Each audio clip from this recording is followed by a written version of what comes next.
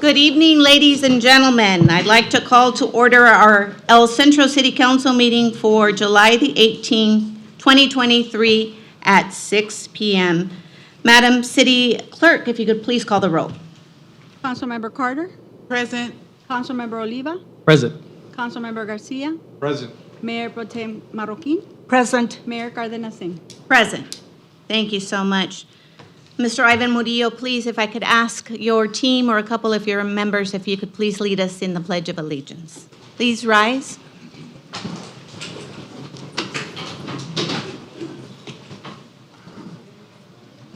Put your right hand over your heart, left hand behind your back. Ready, begin. I pledge allegiance to the flag of the United States of America and to the republic for which it stands, one nation, under God, indivisible, with liberty and justice for all. Thank you so much. If I could please ask you to remain standing and please keep your hats off. At this time, we will have Council Member Ms. Sonia Carter lead us in invocation. Please bow your heads. Dear Heavenly Father, we come to you just simply saying thank you. We thank you for the days that are coming, the days that are here. We're asking you, Lord, to bless this team as they travel, as they go along their way. Bless every single last child, every single last family. This is a community event, and we're asking you, Lord, just to take control of everything. We're asking for you to go out in the city and bless the homeless, Lord. Go out and provide the needs that they need to get shelter, to get water, to get food. It is hot. It's hot for us, so we know it's hot for them. Let's have a partial heart to everybody, Lord, and we ask this in your name. Amen. Amen. Thank you so much. If you could please be seated. I can't get enough water. All right. It's an exciting day for the city of El Centro. Great celebrations that are going to take place and recognitions today, so really excited about the meeting before us. At this time, Madam City Attorney, if you could please report out on closed session. There's no reportable action from closed session today, Madam Mayor. Thank you very much. Colleagues, I actually have a request and would like to ask for your support. I would like to move item number 14, which is the appointment of our city manager. If I could please move that item to actually take place after the presentations and the announcements and before our consent agenda. Do I have consensus with that? Yes. Yes, wonderful, great. All right, I'll move us along into the portion of our agenda that is public comment. This is a public meeting. If there's an item on the agenda on which you wish to be heard, you are asked to complete a blue speaker slip and submit it to the city clerk prior to the start of the meeting. Persons wishing to address the council are not required to identify themselves. However, this information assists the mayor by ensuring that all persons wishing to address the council are recognized and also assists the city clerk in preparing the city council minute meetings. When the item is announced and your name is called by the mayor, please step to the podium, state your name for the record. Unless the mayor extends your time, there is a 3-minute time limit for each public presentation. If you wish to address the council on any other matter not appearing on the agenda, you may do so during the public portion of the agenda item. However, you may not show a visual presentation without the review of that material. If you do so, you will be considered out of order. Madam City Clerk, I have 2 blue speaker slips. Is there any additional slips?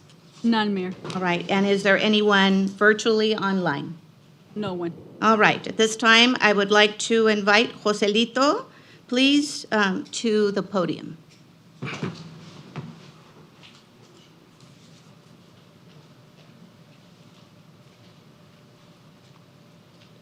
And Joselito, I know that you are part of our family, so for formalities, I will make sure that I put your name on record. So it's Joselito Villero and Joy Villero Unto. Lindo, I'm sorry. Wonderful, thank you.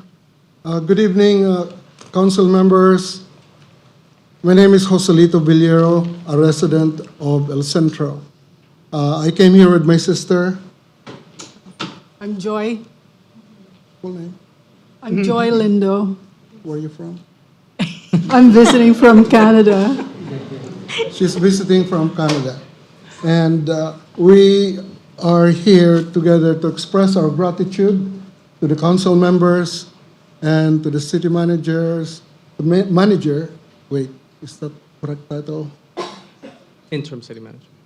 Interim city manager, and Mayor Martha Cardenas Singh for presenting a resolution to my mother in celebration of her 100th birthday celebration last July 1. It was an honor for Mayor Martha Cardenas Singh to present the resolution on a 4 or 5 day weekend when I think she has her own plan to have the vacation with her family. And we appreciate it so much. Even my cousins and my family members were so surprised to see the mayor of El Centro present at our celebration. And it was an honor that they have told me. Thank you for that one. And here's the resolution, by the way. Here's the resolution. Yes, wonderful. Thank you so much. I'll show it to you.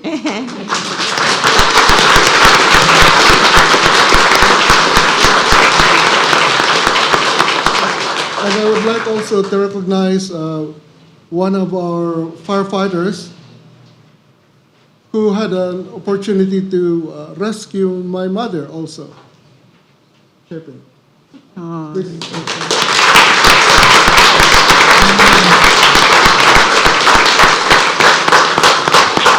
And thank you so much. Joy, do you have, please say a few words. Yes, I please. would just like, on behalf of our family, I would like to express our deep gratitude and appreciation for the proclamation awarded to our mother. Thank you, Honorable Cardenas, and the whole city of El Centro. Wonderful. Thank you. Thank you.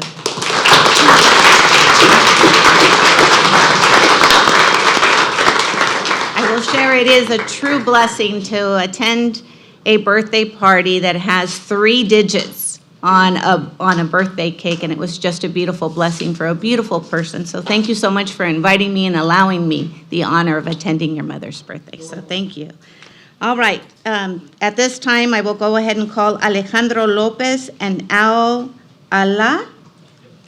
Yes?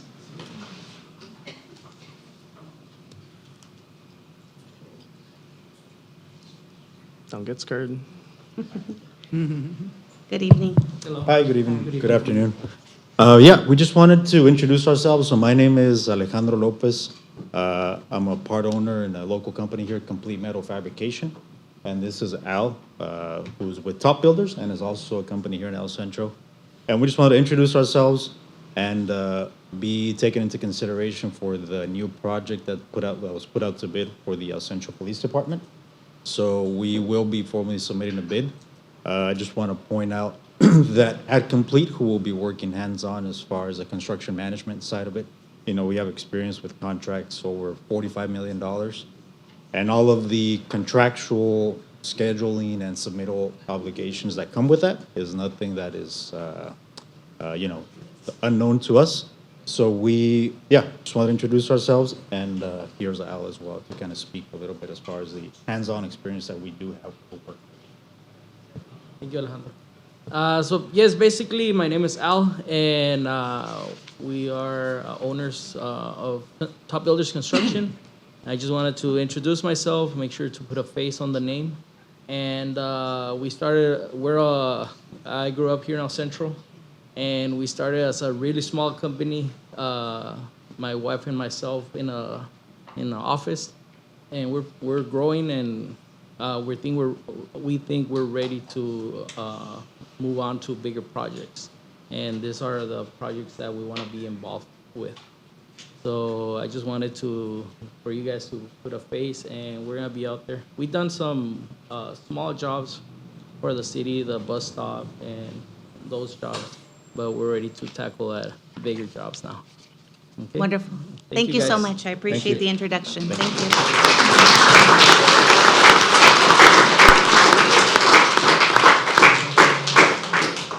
Madam City Clerk, just before I close this portion, is there any other public comment blue speaker slips or anyone online? Wonderful. Then I will go ahead and move us on to presentations and announcements.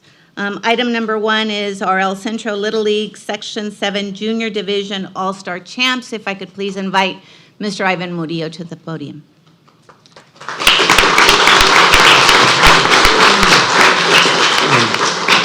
Good afternoon, Madam Mayor and City Council. I just want to tell you thank you for all your help, everything you've done. These boys wouldn't be here without you guys. Back in 2017, I set a vision in motion to make El Centro Little League a better league than it was when I came in. Most of these boys have suffered through defeat, have gone to championships, lost them. You've been part of them. And it's an honor to see them come together. And Rick made a promise to me in 2021 when we lost to Parkview that we'd come back and take it. Thank you for fulfilling it. And representing El Centro. And now we move on to more historic and Southern State champions. And a lot of these boys have grind, have blood, sweat, and tears, have left it on the field. And I just want to present them. Yes, please. Come on up, boys.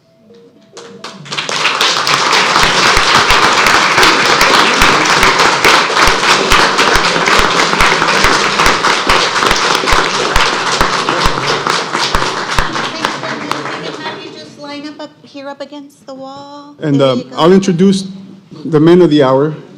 Manager Rick Sanchez. From this way too. Coach Uri Luna,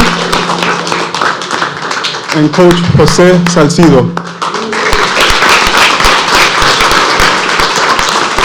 Without them, we wouldn't be where we're at, and hopefully we'll keep on making history and really define El Centro and put us on the map. So with that, I honor you with the game ball. Hopefully some of these will be MLB players someday. All right, speak it.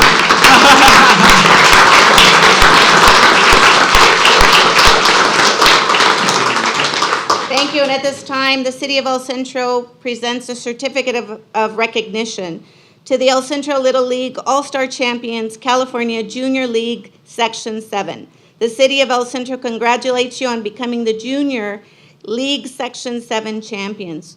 It's with great honor that you wear the name of El Centro in the front of your jersey as you represent us. We wish you great luck on the game to come tomorrow, and to the coaches and to the parents for your many, many hours of dedication and support to your children and into representing our city. So Mr. Murillo, please, on behalf of the City of El Centro and our council, I would present you with this certificate. Thank you. At this time, the council can stand and listen to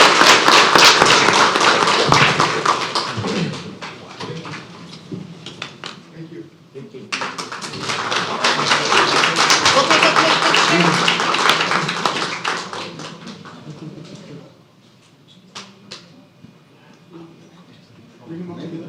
Does everybody fit? Are we? Joselito will make sure that we're where we need to be. Front pose, de lado, de lado. And can they? Yeah.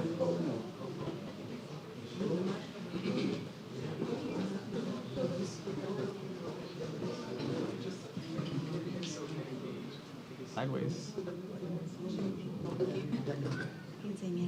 Yeah.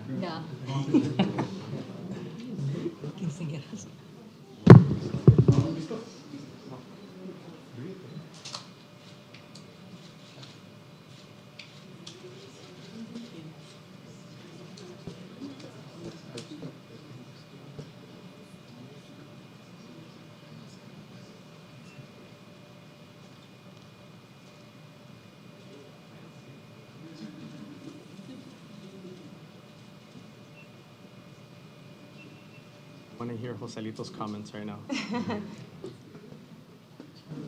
Are you good? All right.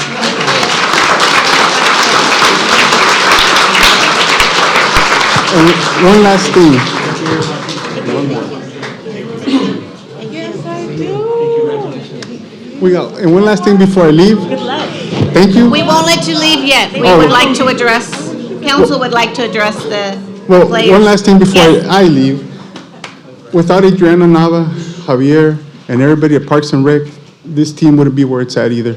And I want to give them a thank you because the moment we met in 2017 has been butting heads to the point that we worked beautifully together. So thank you, Adriana. Wonderful. Thank you. Thank you. Great to hear.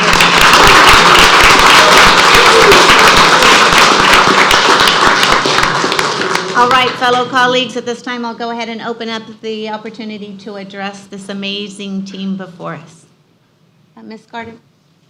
I just want to say I'm honored. I see some familiar faces, and I'm very proud of you. I am so proud of you. I can just go on and on and on, but I guarantee you one thing, you will be in my thoughts and my prayers, and I will just wait to hear the outcome. But I wish you the best. Don't stop. Don't stop. Good luck.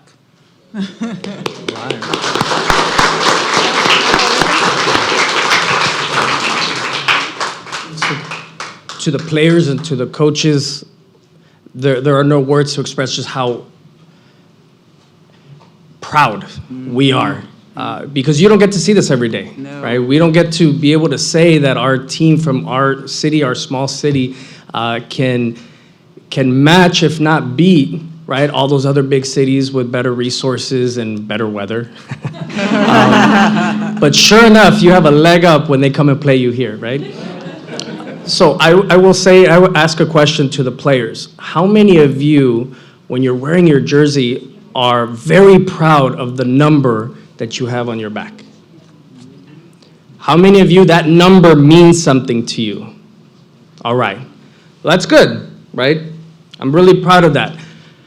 I'm hoping and happy that you find some sort of meaning for that number on your back, but I want you to listen to me very carefully. And that is when you stood here, I got to see the back of you, and I got to see a lot of names that I recognize. I may know your bigger siblings, your parents, your grandparents, right? And I know that they are very proud of you. And I hope that the name on your back also means something. And that's really going to be up to you as you continue to grow up. The name of the city in front of you, I hope that means something to you too. And that responsibility is up to all of us up here and to the adults there to make sure that we continue to behave in a way and provide a space for you so that you can be proud of that, right? And so then there's also California behind you. And know that all of those things that represent on your jersey, right, means something to you, and it means something to all of us here. So I really hope that you understand that we all here are very proud of the work, the practice, the sweat, right, the tears, the energy that you have put in. And it's not just so much the accomplishment on the field, but it's the accomplishment of you all as young men and young players to your parents and to your loved ones that are here. So congratulations, and as my colleagues say, keep going and keep achieving. Right, wonderful.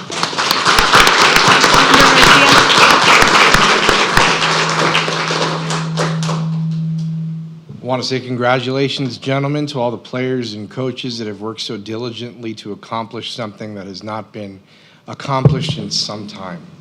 You guys are Section 7 champions. You went to San Diego and took care of business against some of the best teams in the area, and there's still a lot of work to be done.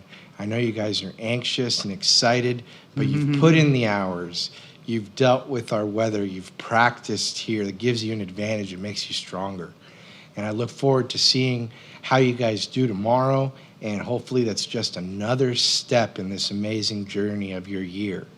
I also want to congratulate all the parents and the family for all of the hard work and time that they have put in to these amazing student athletes, because they have to get you to practice. They have to get you to your games. They have to make sure all your gear is taken care of. And I have boys your age, so they have to make sure your clothes are washed. They have to make sure your jerseys don't stink, that your baseball pants don't stand up by themselves. I know how it is. So to all the parents out there who have done all the legwork to support these young men, thank you very much. We're very, very proud of them and you for committing to this sport, and also for representing this great city and going out there. And I know we're going to hear a lot El Centro. Where's that? Well, you show them where we're from. All And right. you show them what we're about. And you guys have great luck tomorrow in Norco. Thank you.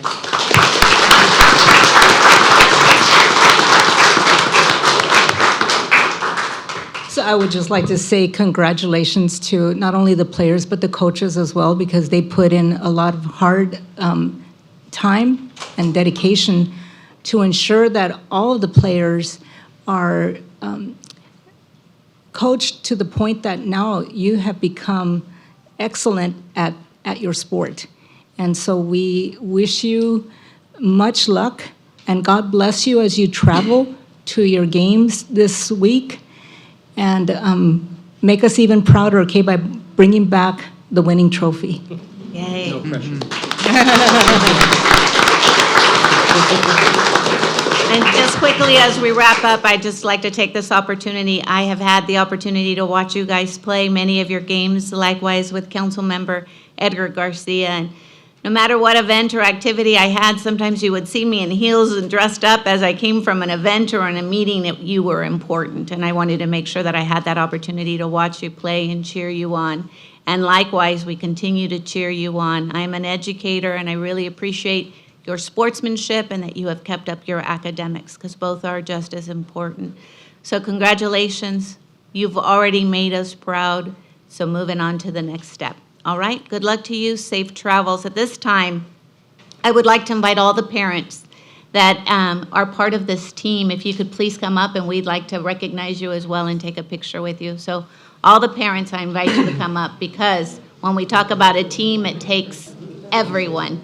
All right, so please, if you can come up and line up here, I would appreciate it.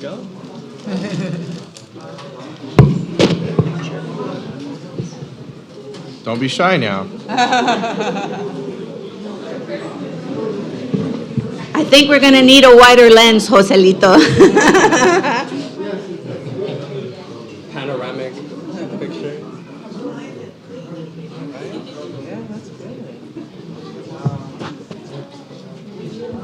All right, are all parents up front? Everyone? All parents? Yes? Are we missing a parent? Come on, Ivan. I was trying to hide.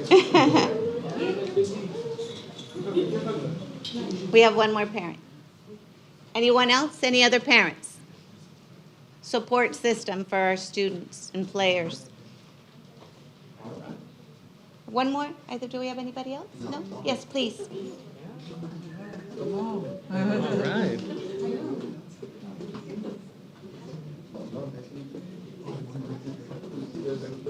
All right.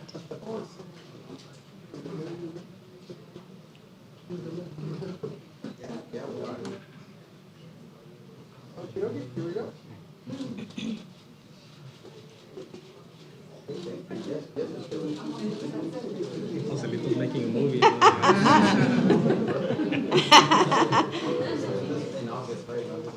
All right. All right, thank you. Thank you so much.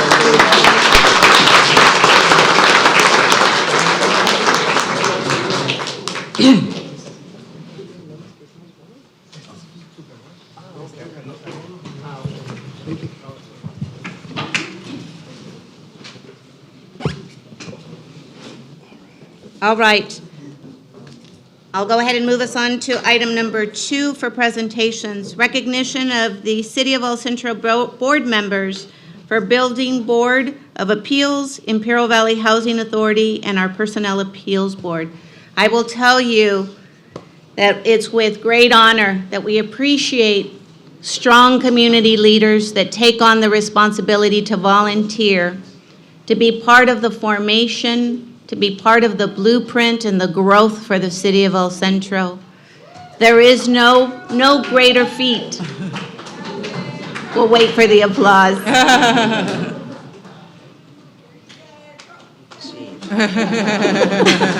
I love it. I love it. This is a history-making moment for the city of El Centro. So.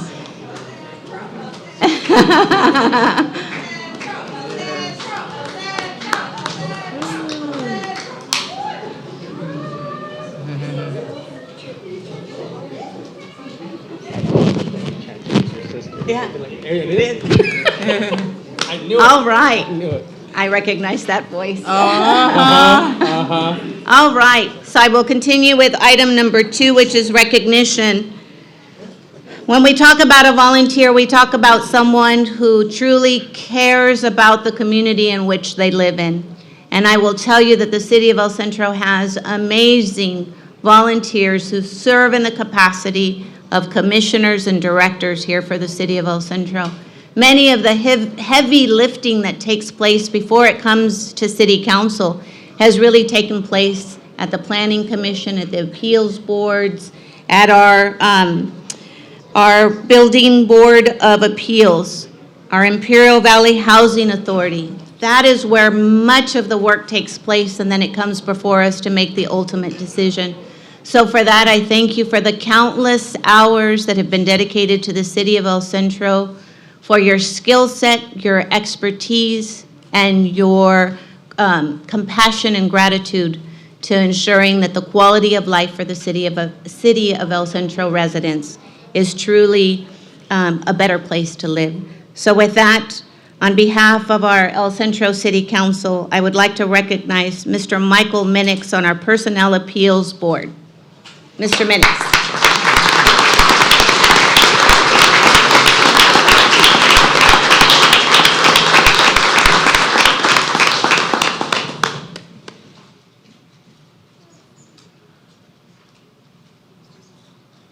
Thank you, Mr. Minix. Thank you. Appreciate it. Mr. Minix. Never let you down.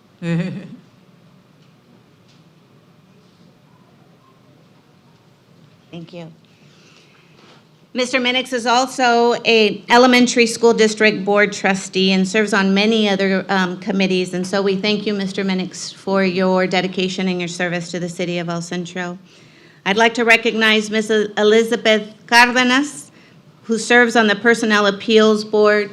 Ms. Elizabeth Cardenas.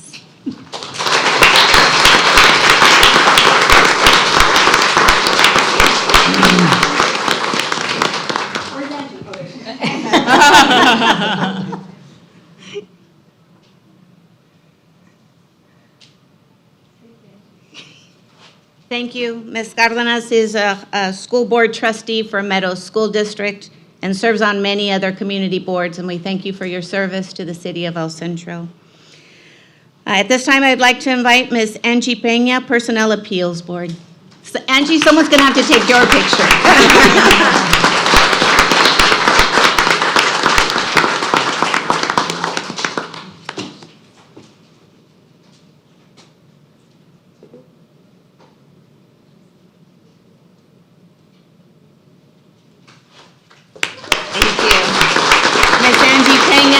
Is a school board trustee for our elementary school district and serves on many other boards as well, and we thank you for your service to the city of El Centro. It's this one with great honor and respect that we have Ms. Sedelia Sanders, who serves on our Personnel Appeals Board. However, due to health reasons, she is unable to be with us in chambers, but she does sends her gratitude, and likewise, we appreciate her many years, former mayor and city council member for decades. So with that, I thank Ms. Sedelia Sanders.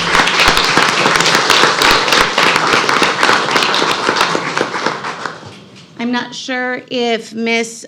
Sierra Jaime, who also serves on our Personnel Appeals Board, I don't know if she's in the room, but I'd like to recognize her for her commitment to the city of El Centro and for her volunteerism and on serving on this board. So thank you very much.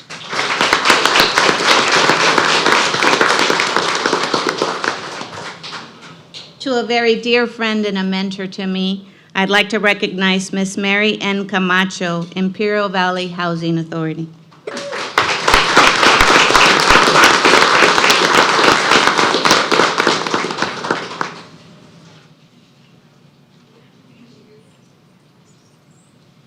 There's a picture. Hang on.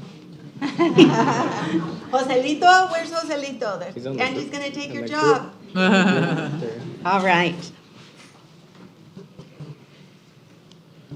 Ms. Camacho is a retired superintendent of schools here for the IVROP program and has brought in millions of dollars to our area and making sure that there was workforce development and also for the opportunity for career and technical education. We thank you for your service and for everything that you do for our city of El Centro. Mr. Michael Minix is a busy gentleman. Mr. Michael Minix, Imperial Valley Housing Authority. Congratulations.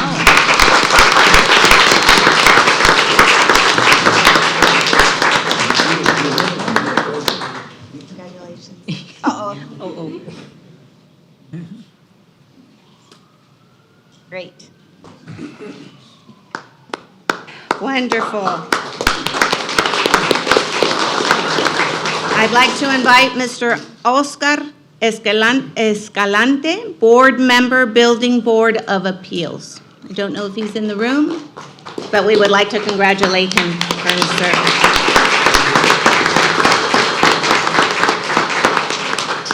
Dear friend to the city of El Centro, and just a great advocate to making sure that we have better quality of life, I'd like to recognize Mr. Andy Alvarez, Board Member, Building Board of Appeals.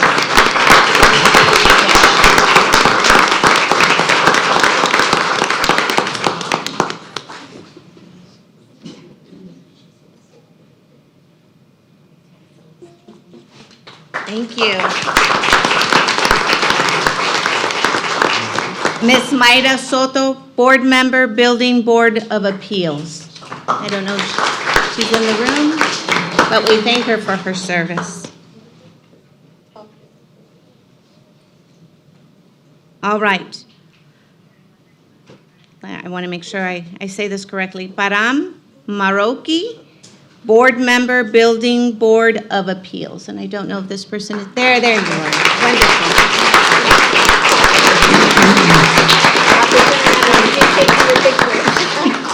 And just become the official photographer. Thank you so much.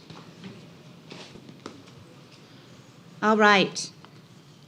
Mr. Darian Dax Shell, Board Member, Building Board of Appeals. Thank you. Congratulations. Thank you. Wonderful.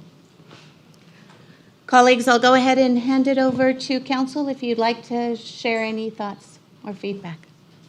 I just want to say thank you for the tireless volunteering and all the effort that you put in, and just keep on doing what you're doing, because people do see, they do recognize, and they do appreciate you as well as we do. So thank you. Wonderful. Council member? Yes, to all the people being recognized, to all the folks that are not here, but were also recognized, I certainly just want to say thank you for giving of your time, right? It is the most precious commodity that we have, and it's the one thing that we won't get back. And so you have chosen to give that of your commodity to the residents of El Centro, right? And your energy, it's a thankless job sometimes, right? And so whether it's for housing purposes, whether it's on the appeals, for personnel issues, right? For people wanting to seek justice of what they may feel is unfair and whatnot. There's so many ongoing issues in the city, and so we get to be here and enjoy some level of limelight, and you know, as much as we might think that this is hard, you are really the unsung hero. So I want to say thank you to the mayor for taking this moment to recognize all the hard work that you put in and the time and energy. So thank you once again for everything. And to the just general public, pay attention to the fact that there are these positions at some point, and if you also want to give of your time, know that one day, you know, there could be vacancies along the way, and they're right now great mentors. Everyone that you saw that walks up here could really give you insight and can help you and guide you to learn something that you might not know about this city and what goes on. So take advantage, and again, thank you very much for everyone for your Wonderful. time. Thank you. Councilmember Garcia? Congratulations to everyone that was recognized. I know that several of you serve in other capacities. You have other jobs, you have other boards that you serve on. It's truly a labor of love to serve your community, and I congratulate you and I thank you. Being a resident of El Centro, I know how time-consuming a lot of these meetings can be. You know, it's wonderful that you have taken the step to stand forward and to serve this community in this capacity, and I thank you and hope that you continue doing so, and wish you all the best. And this recognition is truly well-deserved. Thank you. Madam Mayor Pro Tem? I would just like to say thank you for your volunteerism thank you for sharing your experience, your expertise, and your knowledge when it comes to service on our different boards that we have here at the city. And not only that, but also all of the other work that you do outside of the scope of the city as well. Because I know many of you don't sit on just one board, you sit on several. And, just like my colleague stated, it takes a lot of time and a lot of dedication. And that is one, commodity that is really hard to find people who are willing to dedicate that time. So again, I thank you for all you do for us. Wonderful. All right. And with that, just for closing, thank you so much. I really appreciate the hard work that goes in to serving on a board and the responsibility and the fiduciary responsibility for many of you that may have that responsibility, and also for the quality of life. Whether you serve on a board that seeks justice in regards to personnel issues, we thank you. We truly serve our community with our heart and with our time. So I thank you for your time, talent, and efforts. So on behalf of the City of El Centro, thank you so much. All right.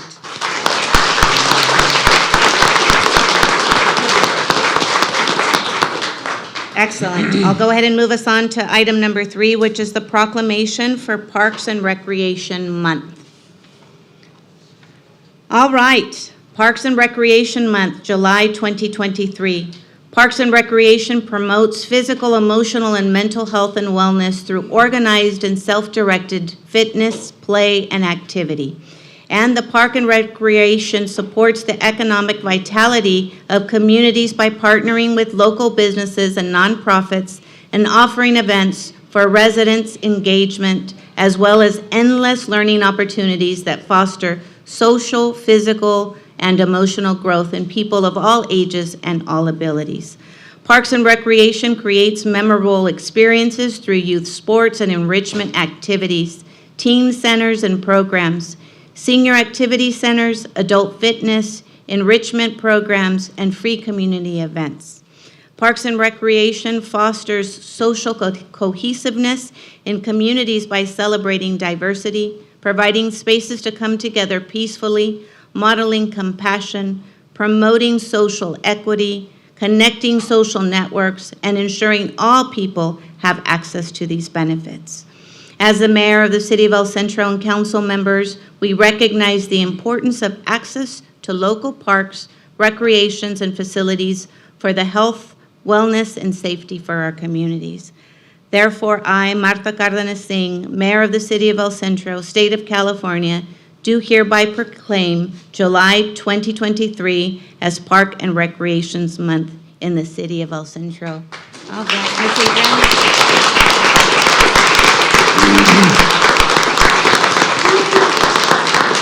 I invite all Parks and Rec staff, please.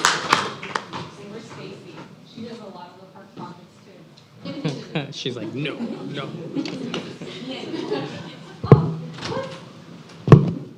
Where's Pat? There you go. Pat, there you are. Are we gonna take a picture now? Yes. Okay, picture. Are we gonna? Take a picture. I saw him.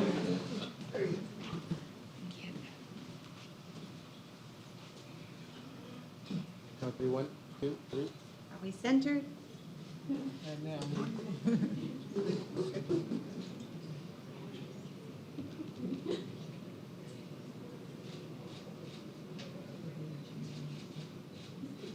Hold on.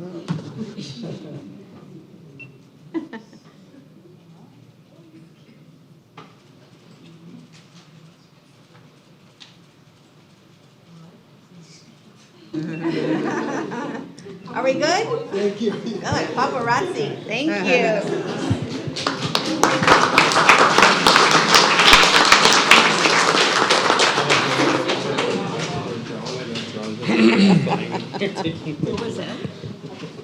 All right, I just wanted to share, Mr. Council Member Tomas Oliva is asking for a drone. He just wants to up the level. I expect at some point somebody's gonna submit a budget request for a drone and it's gonna be flying in here taking all these pictures, right?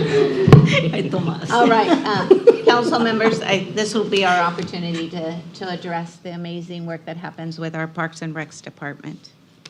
Ms. Councilmember Sonia Carter? For years, I have seen the effort, the work, all the commitment, the people just working tirelessly and doing what they can do, especially for the children. And then they come to school and they talk about it. They appreciate what you do.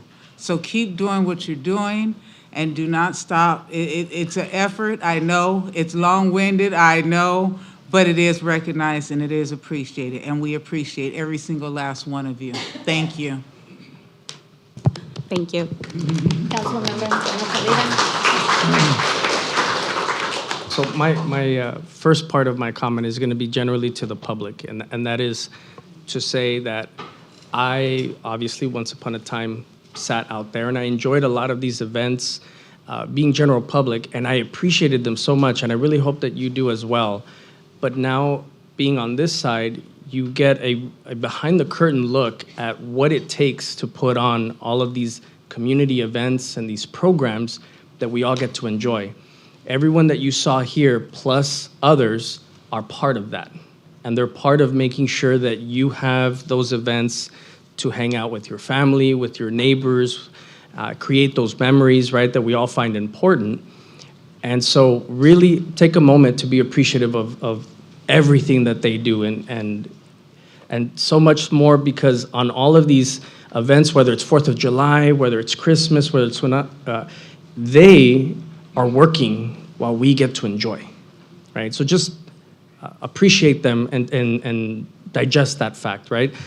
To the staff, I just want to say that, again, having been in this space, appreciating the fact that coming out of COVID, right, the conversations that we had of how important more than ever now it was to provide these programs and these spaces and these events for families, because they were all dying to kind of come back and really want to see their neighbors again, their families. And so you all provided that space for them to readjust back to normalcy, right? And so whether it's the parades that take place, whether it's the programs in the summer that a lot of families depend on so that their children have something healthy and productive to dedicate their time and energy to, all of that, thank you. And thank you again to the council for deciding to recognize all of your work. Thank you.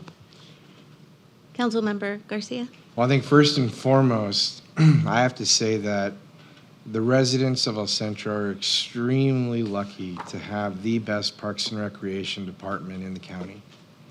Whether it's the dedicated and diligent staff, the facilities, the programs, the events, the list just goes on and on.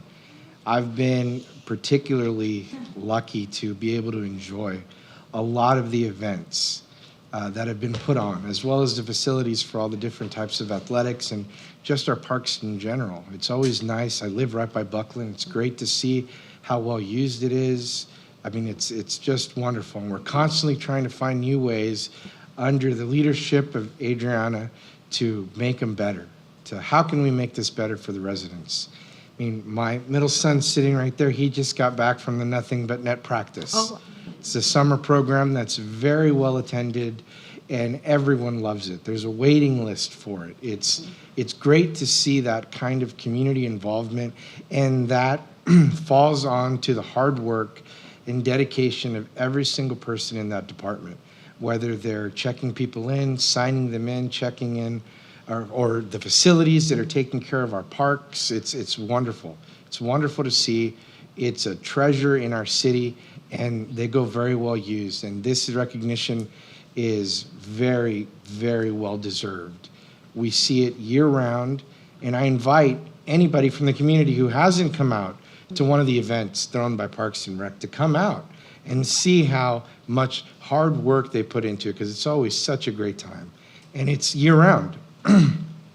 There's always something going on. The city is always putting something on.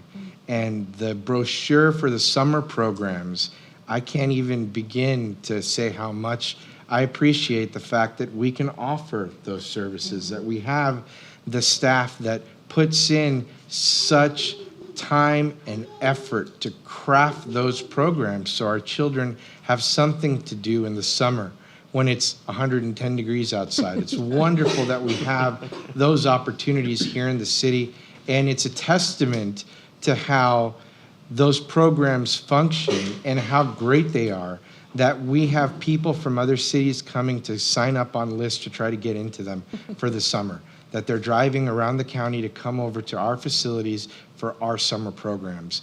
And I can talk about them constantly because they're just the summer camps, the different basketball leagues for all the way from the little guys that are almost half the size of the ball to the big kids that are about to go into high school. It's just amazing to see.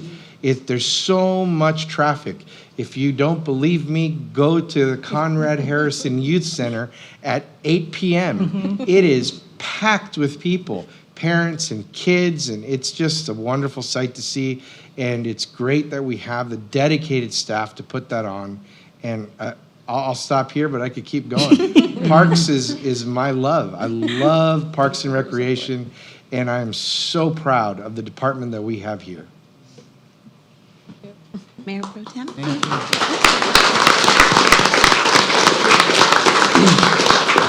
What can I say? I share the sentiments of my colleagues by saying that, I too have witnessed the crowds at the Conrad Youth Harrison Center. It's amazing, to see the turnout.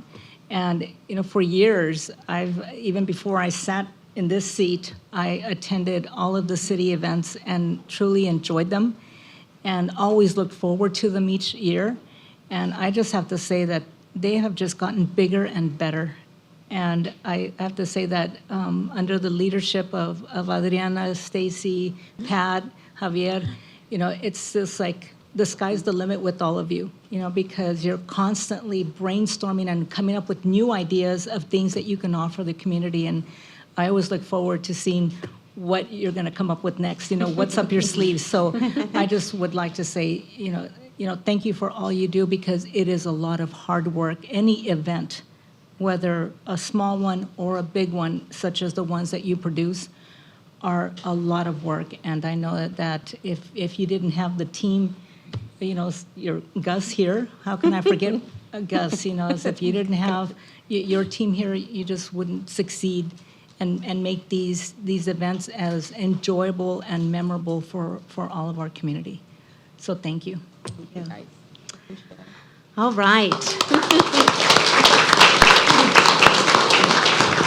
I have to say, it's with great admiration when I take a look at the booklet that we're talking about, right? That is about a half an inch thick, that every page has an activity for individuals of all, right, ages and all abilities.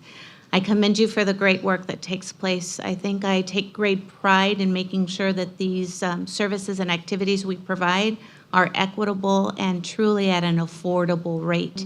And I know that when we have discussions and we've discussed activities and sports, we always take a look at the lens of ensuring that it is equitable and accessible to our community. And that always means that we have to take a look at grant funding and other opportunities to make sure that we keep it at a rate that is available to our community. Adriana, Pat, Javier, Gus, and all your teams. Oh, Rebecca, there you are, Miss Rebecca. Is she here? Miss Rebecca, Stacy, all of you. I know that you do the job that you do because you're passionate about providing opportunities for our community, and I thank you for the great work that you do. I will share, my granddaughter does the summer camp, and then my mother does the senior activity. So when we talk about the quality of life at any age and any level, we make sure that there's an opportunity. And if there's something about the recreation center, it always feels like home, and everyone is accepted and welcomed. And at every skill ability, we know that it's going to be built upon that to provide them that sportsmanship activity and skill that we want to make sure that we develop in our youth. So with that, I congratulate you and celebrate you every day for the great work. Thank you, Mayor. I do want to say, our work would not have been possible without the support of the council. These last couple of years, I say we've been hitting it hard.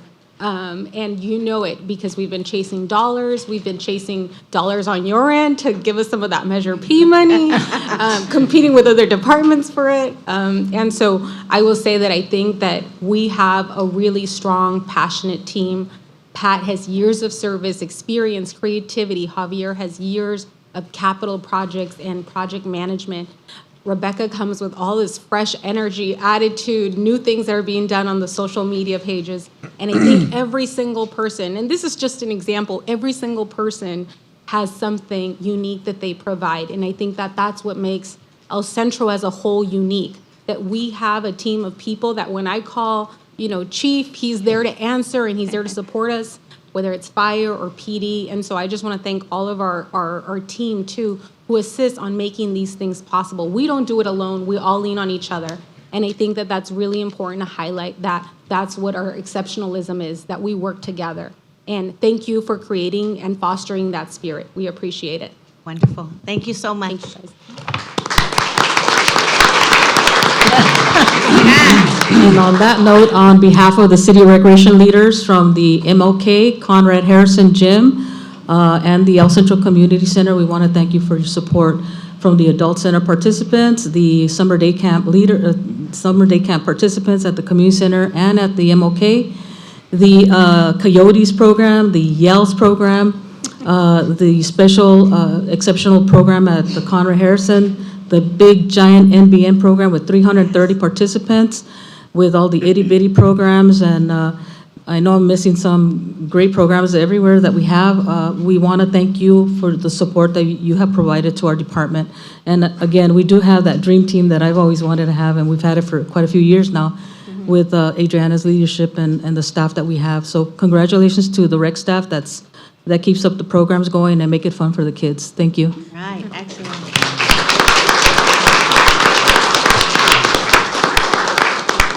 I just wanted to thank the council and the city for funding all our capital improvement projects for the parks. There's a lot of them ongoing right now, and we have quite a few in the works, and some will be completed. So again, thank you all for your funding and for your support. Great.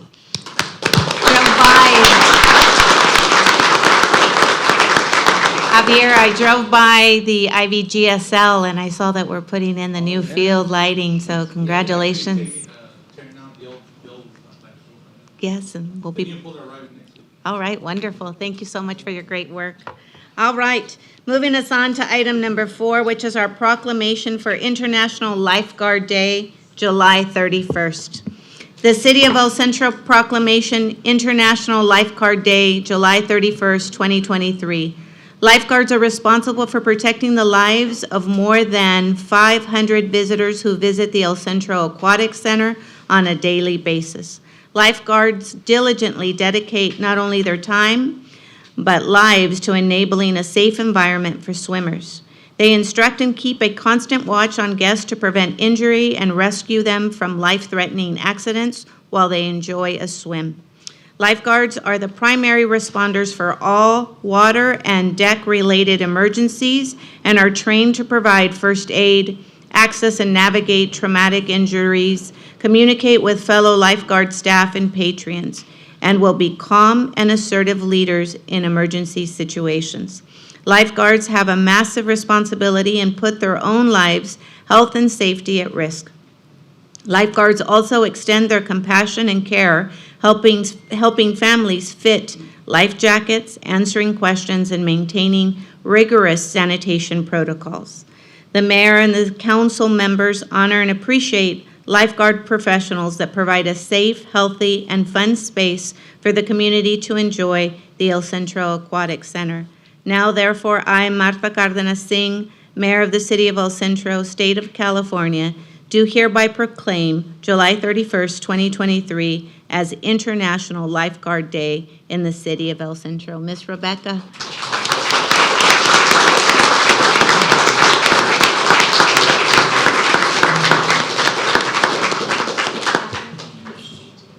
We can invite your staff to come up, please. Yes. The rest are busy out working at the aquatic center. So.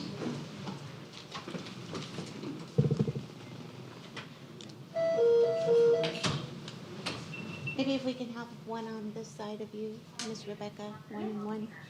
Like one of you guys. Yeah, sorry. Just to balance it out. I didn't know you were here. I haven't seen you. Trying to do 1, 2, 3. All right, let's go. Uh-oh.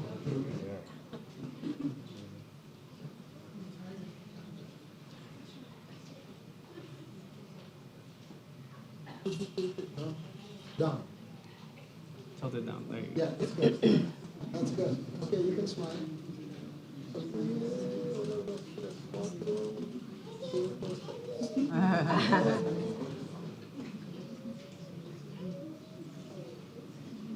Are you good, Emilio? Are you good? Wait. Sorry, I went.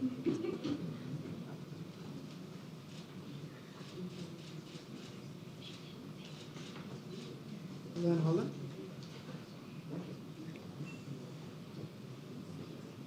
Fancy. It's for the TikTok. Thank you. All right. All right. Way to incorporate those into your video.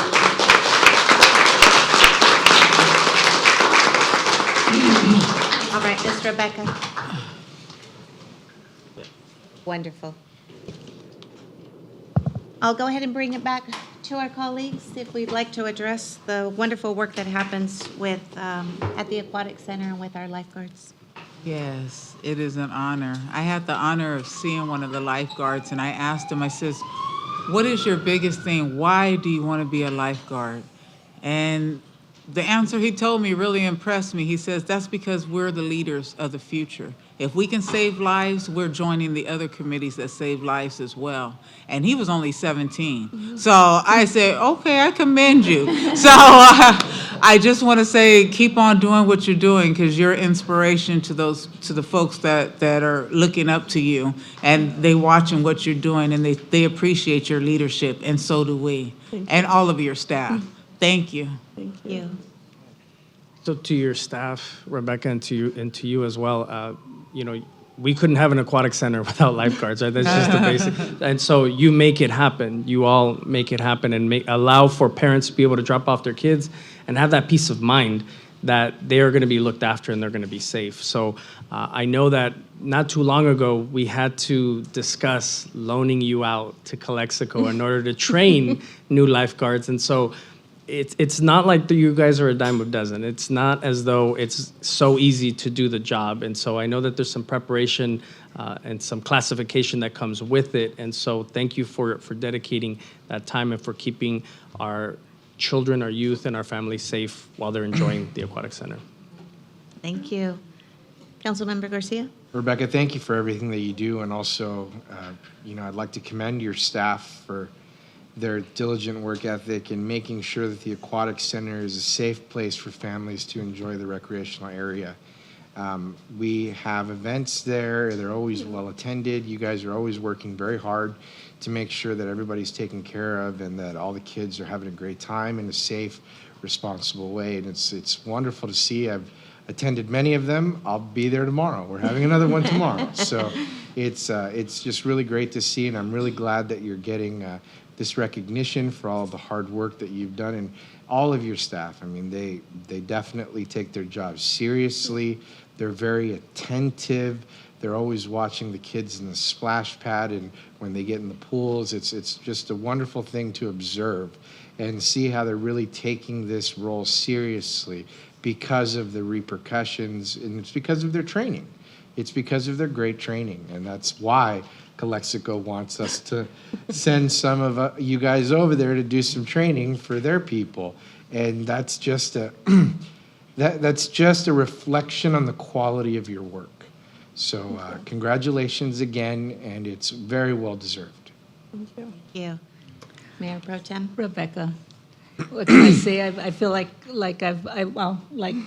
Councilmember Garcia, shared with us that, he's attended many of the events at the Aquatic Center. Mm-hmm. And I just have to say that thank you for sharing your love, your dedication, and your passion for swimming, for water, for ensuring that all of your staff is properly trained to ensure that they keep our community members safe. And so, I know that with you, you dedicate your life to that. It's just like I know that you, along with your family, also have a lot of you share your passion for it as well. Okay, so and I thank you for everything you do. Wonderful. Miss Rebecca, I will tell you, under your leadership, it is great to see the hundreds of individuals that come in and seek our services at our aquatic center. Building is only as good as the staff that provides the services there. So I thank you for your leadership and for empowering and ensuring that your staff is prepared and ready for any and every emergency. I've had the opportunity to attend many events, and they're always very well run, professional, and everyone feels safe. So I thank you for your leadership. Please, on our behalf, please thank the staff there at the Aquatic Center for taking their job serious and giving back to their community. I see many of them are young, they're young individuals that are 16, 17, and even 18 that take on that responsibility and who have the love and the passion to teach swimming to individuals of all ages. So that life skill is truly life-saving measure. So thank you for that, and we're so glad that we can celebrate National Lifeguards Day. Thank you. Thank you.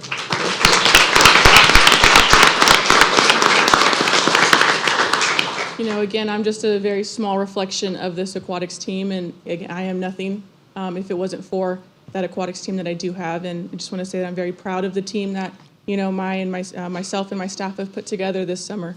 As we were able to hire more guards to offer more programming and days for our public. The team that we have is young, yes, but very mature, and they know the responsibility that they have. And our aquatic center is only good because of those young adults that we have there at the aquatic center. So this proclamation is for them and for the lifeguards that we have, and for them to know that their busy summer doesn't go unseen, and their hard work that they put in is not unappreciated, but they are appreciated day in and day out. And they work at the busiest pool in the Imperial County. Yes. And we are just as good. They make it good. And I'm just very happy that the council and mayor proclaimed this event, and we invite you to come out Monday, July 31st at 12 o'clock. That we're having a little luncheon for them and that. So please feel free to come to the aquatic center on that day and see them. All right. Thank you so much. Thank you. Congratulations.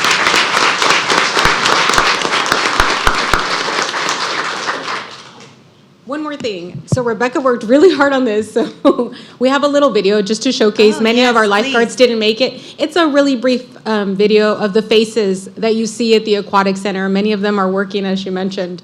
So we just wanted to share it. And Amita worked really hard on this video too. So here you go. All right.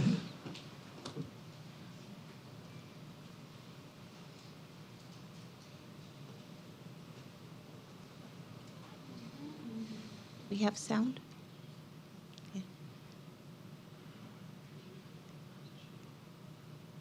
There's audio. Put these near the cards.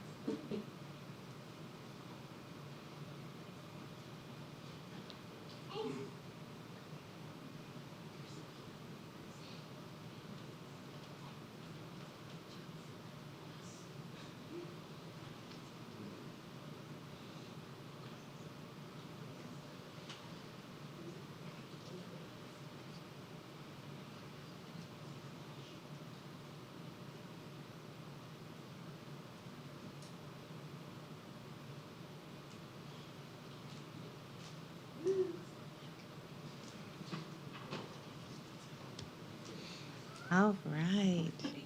Thank you so much.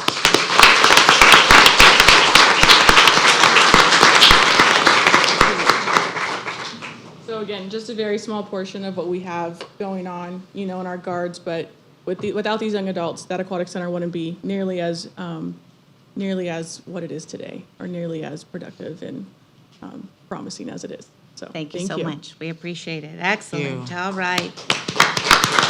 All right. To my colleagues and to the audience, just as a reminder, I did move item number 14 that would follow before our consent agenda. So with that, I'm going to go ahead and we're going to go ahead and address item number 14, appointment of the city manager. And on behalf of the mayor, I will read the statement. California law requires that before an executive officer's contract is approved, the presiding officer must announce that portion of his compensation that differs that from other executive employees. The city manager's salary is $240,000 per year. An existing vehicle is being provided for him at the city's expense. He has asked for an increased life insurance benefit. Upon termination of the contract, if requested, he will receive an additional 3 months of medical benefits on the same terms and conditions as during his employment. Otherwise, the monetary provisions of his contract provide the same benefits as for other executive employees or as provided by the city code. All right, Ms. Bedoya, please. Hello, Madam Mayor and council members. I have here before you a resolution appointing a new city manager and establishing the compensation and employment terms for the position of city manager for July 1st, 2023 through June 30th, 2026. There's no fiscal impact to the general fund as this position has been budgeted for. As you know, the new city manager is the current interim city manager. The hiring process included local and national recruitment with local and out-of-valley applicants. After a thorough review of the job applications, council interviewed the top candidate, Cedric Cesena. His appointment ends a 3-month hiring process. Remarkably, Cedric possesses an extensive 31 years of experience in local government, having worked in esteemed organizations such as the City of Calexico Fire Department, the Imperial County Fire Department, the Imperial County EMS Agency, and notably the City of El Centro Fire Department.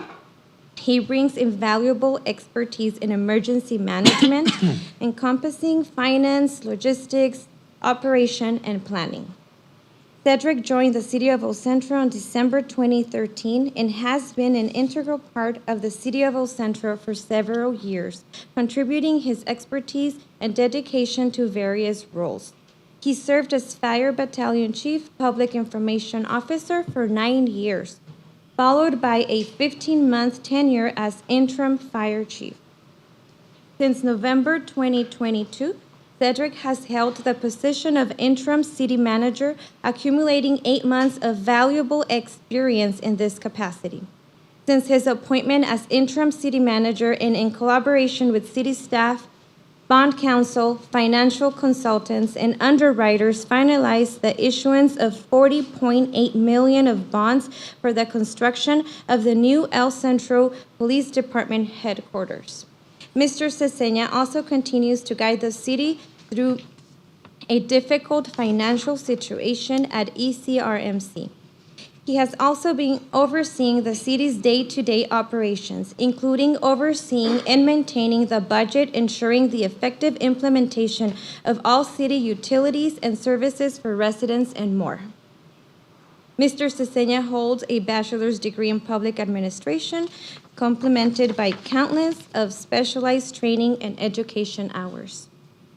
To conclude, adopt the resolution of the City Council of the City of El Centro establishing the compensation and employment terms for the position of City Manager for July 1st, 2023 through June 30th, 2026.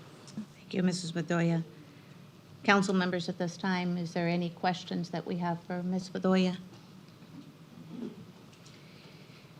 If not at this time, I'd like to ask for a motion to, okay, great. Motion has been made by Sylvia Marroquin, Mayor Pro Tem, seconded by Council Member Tomas Oliva. Please vote.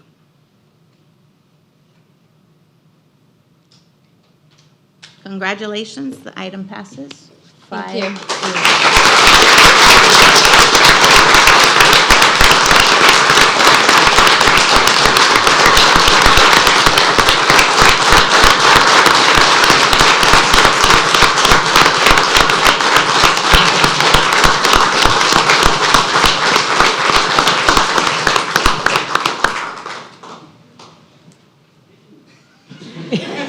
The floor is yours, Mr. Cesena.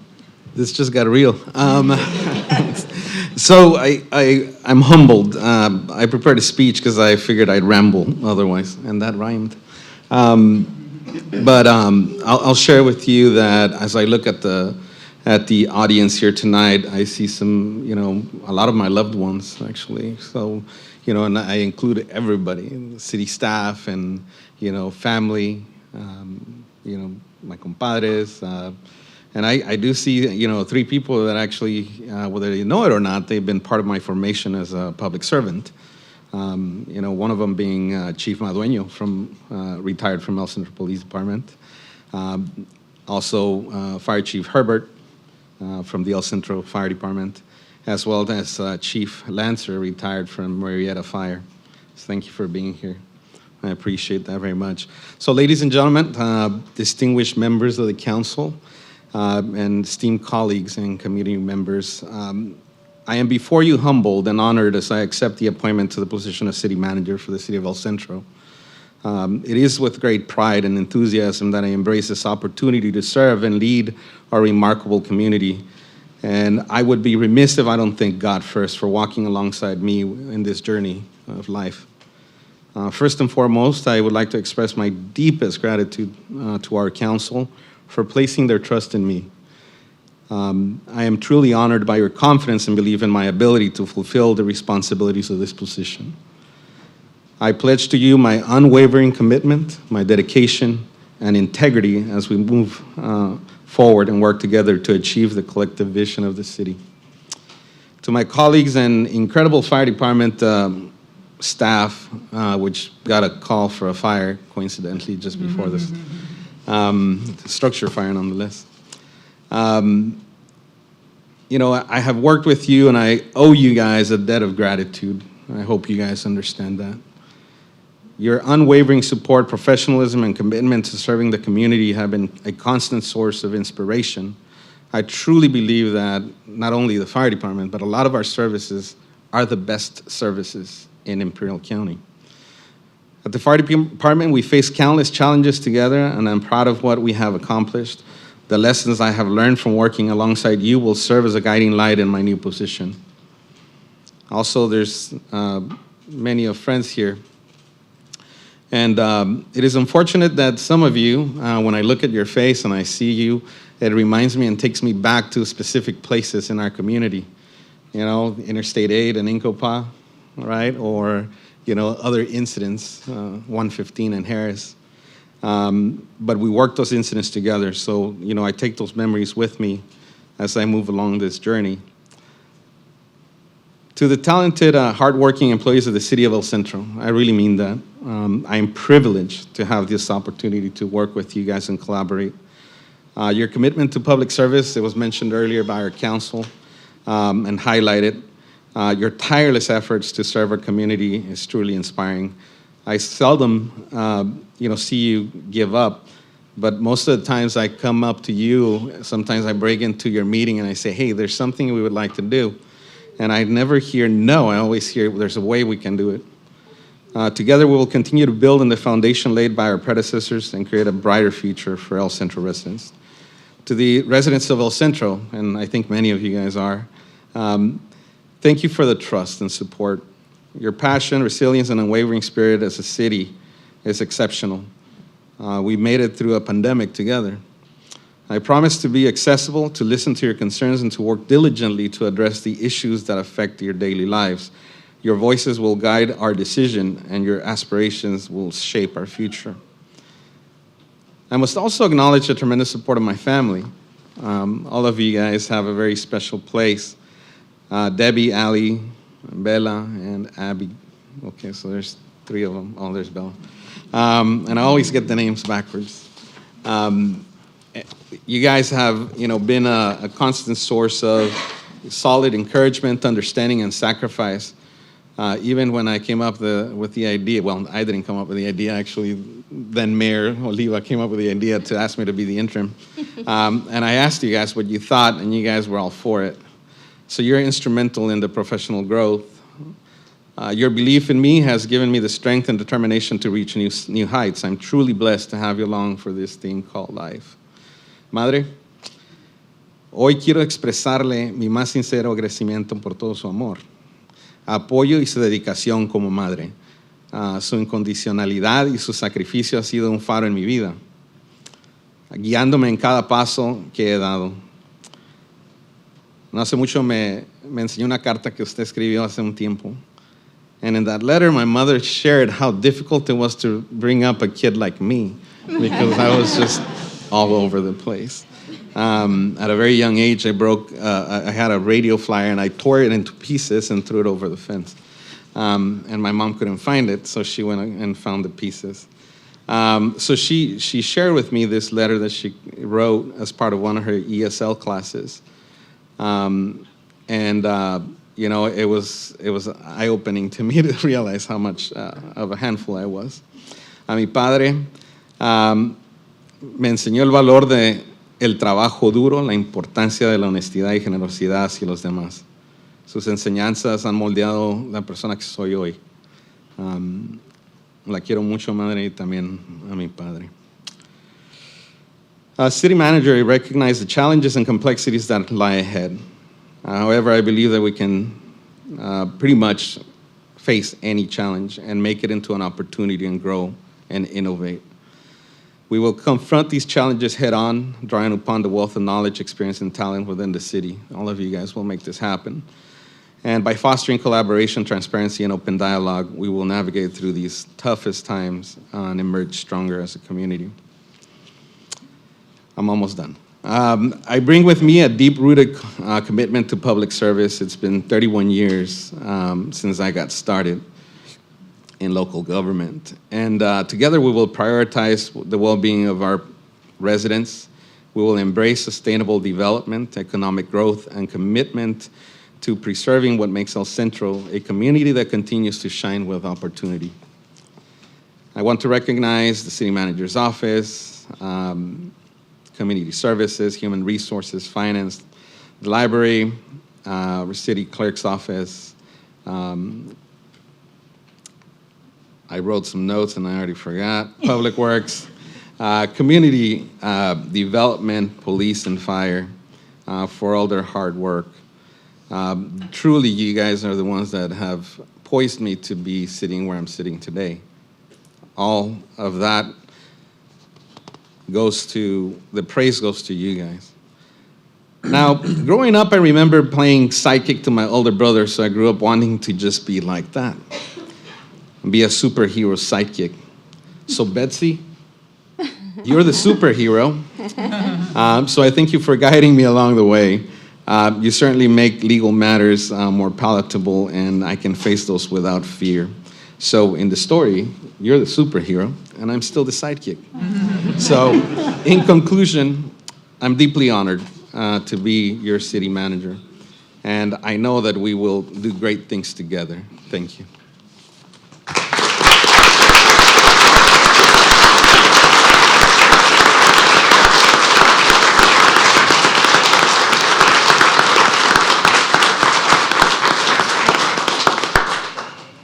Right, Ms.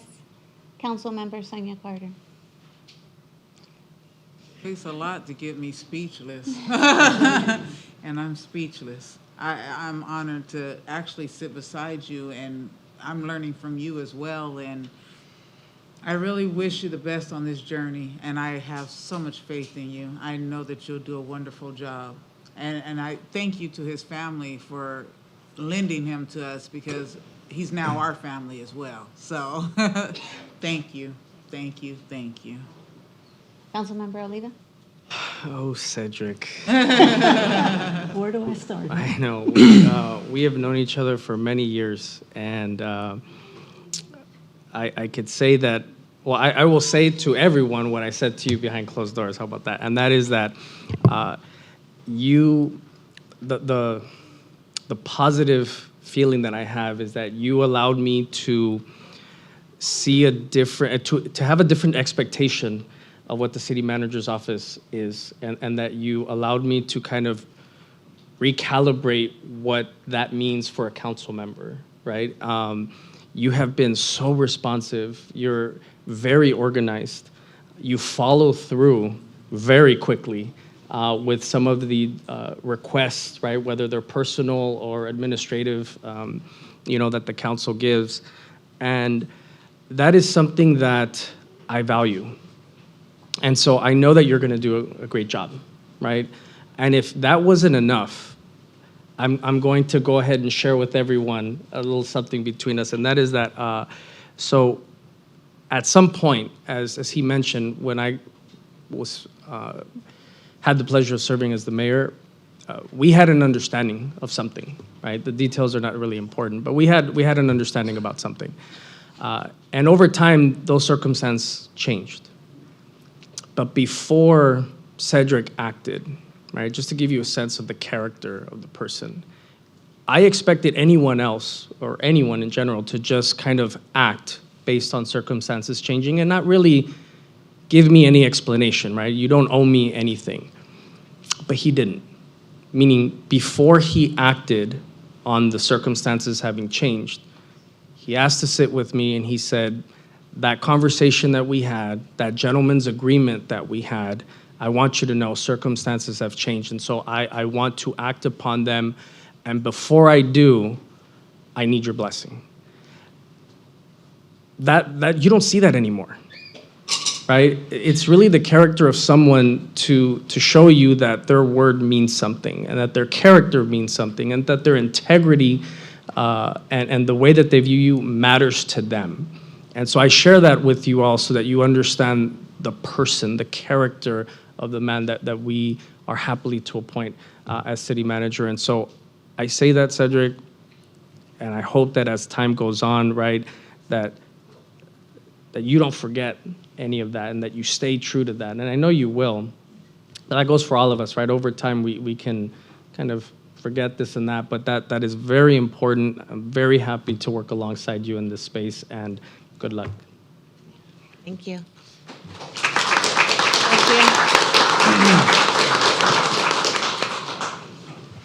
Cedric, I've known you for a good amount of years now. I've seen you in different capacities with the city. I've always respected your diligence and your commitment to the city. And,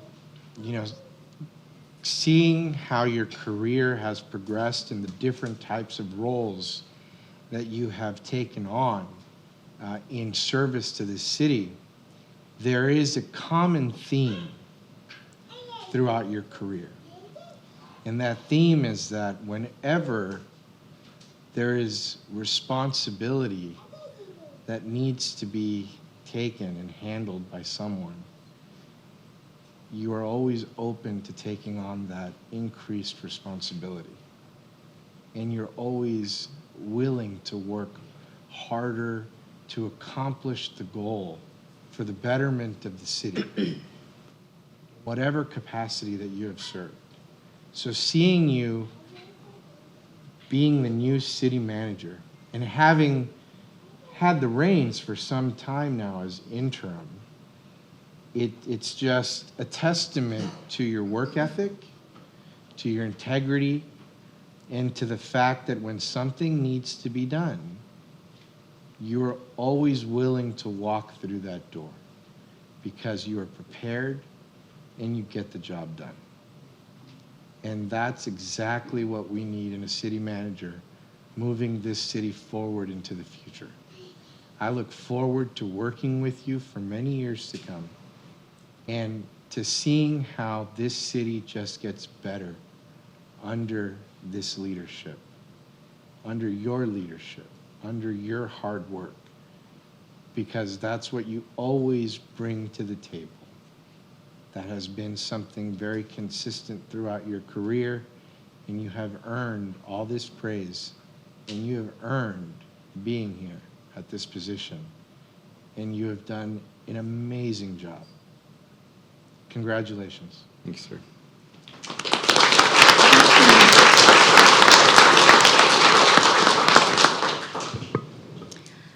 Cedric, I just want to say, first of all, congratulations. And, as I told you that day, your performance on the job as the interim city manager has impressed me to no end. as my other colleagues stated, your responsiveness, your dedication, your willingness to accept any challenge that is put before you is just, speaks volumes. I also mentioned to you that your past experience as a first responder and in emergency situations will be invaluable to this position. I just cannot wait to see, where you take us. And hopefully that we provide you with all of the guidance and the tools necessary to reach new levels in this city. Because, we want to, just like the baseball team earlier, we want them to make us very proud. Well, I think that you've already made us proud, but we want you to make us even prouder. So, Cedric, head on. Good luck. Yay.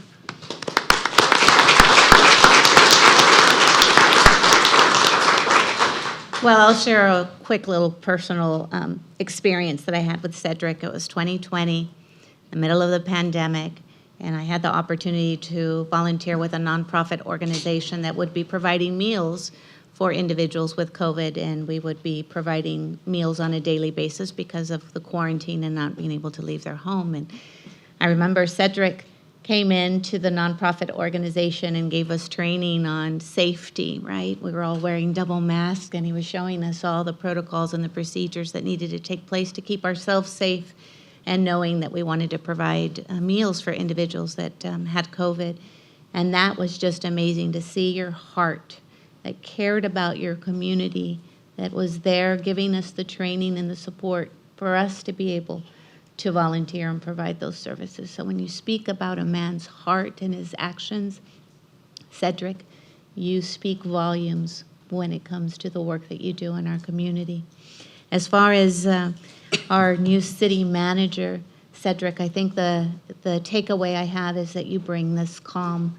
I know that we deal with the day-to-day operations and many times having to make very difficult decisions. And when we have to make those difficult decisions, that we look at all angles. We look at all aspects and how it impacts individuals, employees, the community, and as a whole.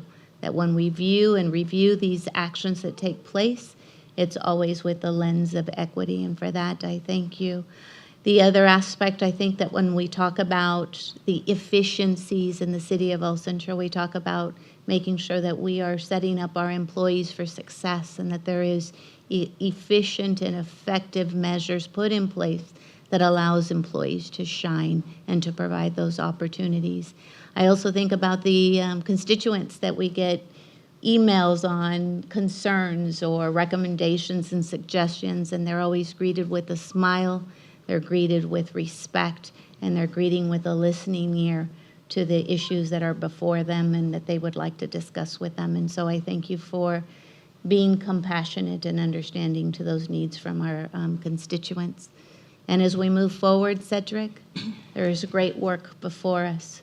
And I thank you for being part of the history that takes place here in the city of El Centro. I admire your innovation as you take a look at the lens of the access points, for our public, as we take a look at efficiencies and technologies and pay points and everything that comes into place as we move forward in technology also in our departments. So with that, Cedric, I thank you, and I thank you for choosing to lead in the city of El Centro. So thank you.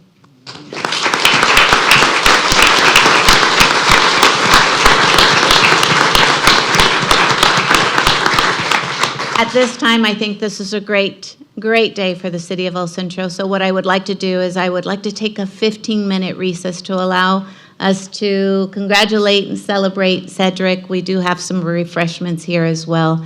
And so with that, I'm going to go ahead and call for a 15-minute break at 7:30. We will come back and reconvene at 7:45. Our break, again, this is the July 18th, 2023 El Centro City Council meeting. As we move forward with our agenda, we are looking at the consent agenda. All right, do I have a motion, or is there any council member that would like an item pulled from the consent agenda? If not, I will entertain a motion. At this time, Council Member Edgar Garcia, seconded by Council Member Sonia Carter. Please vote. Thank you. Item passes 5-0. All right. Moving on to item number 13 for public hearing. This is the time and the place for the continued public hearing for the purpose of considering an ordinance regarding temporary non-commercial signage, murals, and display window signs. All right. Mr. Angel Hernandez.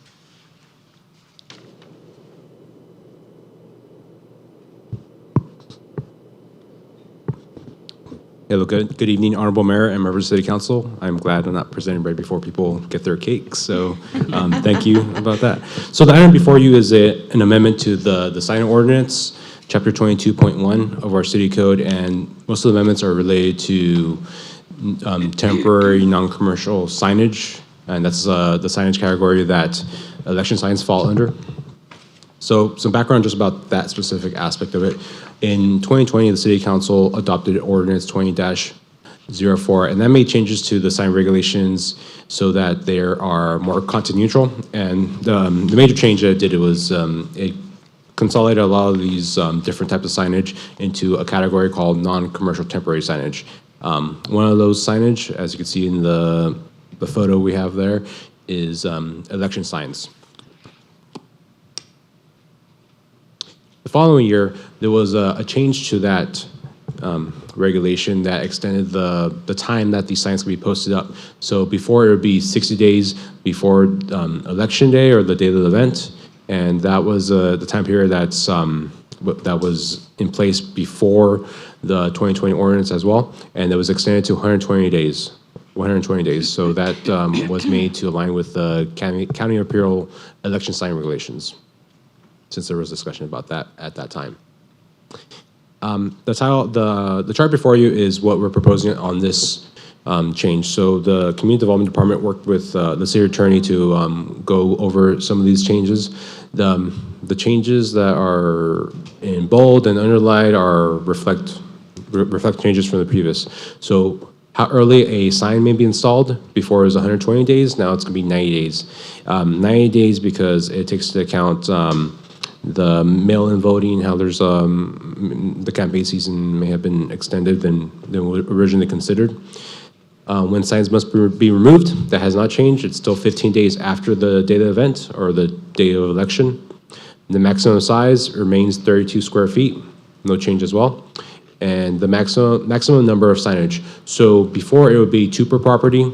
At the last election, there was some concerns regarding the public and some of the candidates about, this is could be considered demeaning like someone's free speech. The example is you can have 1 property, but because you can only have 2 signs, well, I can only like advocate for 2 candidates or 2 measures. At that time, a letter was sent out to the candidates and distributed to the public saying, for this election period that restriction would not be enforced. During that time, we didn't really see any major issues. There's still we're still be regulating regarding the placement signage. So obviously, you couldn't put a sign that would be blocking someone's like vision when they're driving or walking. We call it the vision triangle. Cannot put it right on the corner, since that is a danger. Aside from that, the restriction would be there'd be no restriction as long as the view of the property. And from the property is not obstructed. And we're also taking the opportunity, since we're amending the sign ordinance, is to look at some other aspects of the sign ordinance that do deserve some cleanup. One is display window signs. So the chart, the table that's in the bottom, that allows you, that summarizes what zones are permitted. That's outlined in red. So you can see it's allowed in all zones, but we've had, there are certain home occupations that people could have at their house, but one of the requirements was that you cannot have any signage, you cannot be advertising at your house, even though you have the ability to have the home occupation. The aesthetics of the neighborhood are also concerned. So we found there was a slight contradiction about this specific section and some other sections in our zoning code. So that's being adjusted just to be, it's permitted in all non-residential zones. And another aspect that we're looking at is murals. There's been a lot of conversations about murals. Some more murals are popping up. And one thing that right now, technically our mural regulations in the sign code restrict murals just to be of a historical subject matter. So there's some examples on the screen of murals in El Centro, and it's hard to just say this that's a historical subject matter.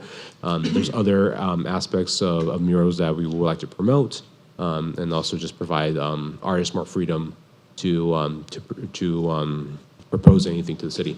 And just something that for future discussion that we were staff was considering is right now any kind of murals we need to go through the administrative committee. That's remaining as is, but when we brought this item before the planning commission, we did kind of present the idea of maybe not requiring any kind of type of committee. They still would like a committee, but they did kind of voice the concerns about maybe the administrative committee is not the right body. Just to remind everyone, the administrative committee is made up of several department heads of the city. So the idea is, well, maybe they don't have the artistic expertise or to be reviewing these matters. So that's something that might be brought up before the city council at another meeting. With that, staff recommends that the city council open the public hearing, and after allowing input from the public, that they move forward by approving the project before you. It's the ordinance that's included in your staff report packet. I'm available for any questions or any comments. Thank you. Thank you. All right, at this moment, the public hearing is opened. Is there anyone wishing to speak on this item? Madam City Attorney, do we have any blue speaker slips or anyone that is on remote? Switch jobs. All right. At this time, going once, twice? All right. This public hearing is hereby closed. I'll bring this back to council if you have any questions or discussions by any of the members of our council. None? Is that a no, Mr. Oliva? No? All right. May I get a motion and a second for the approval of the ordinance in place? A voting thing is not up yet.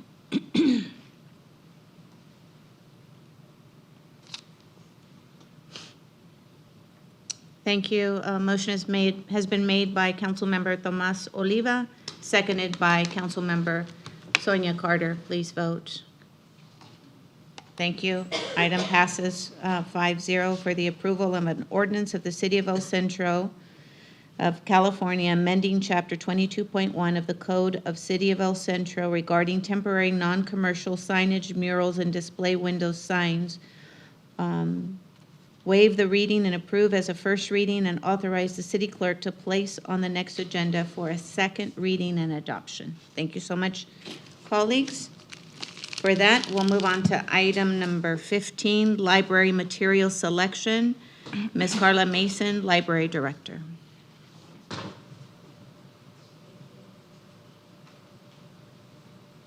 Hi, this policy is twofold. One, it's to establish criteria for how we purchase books, weed them.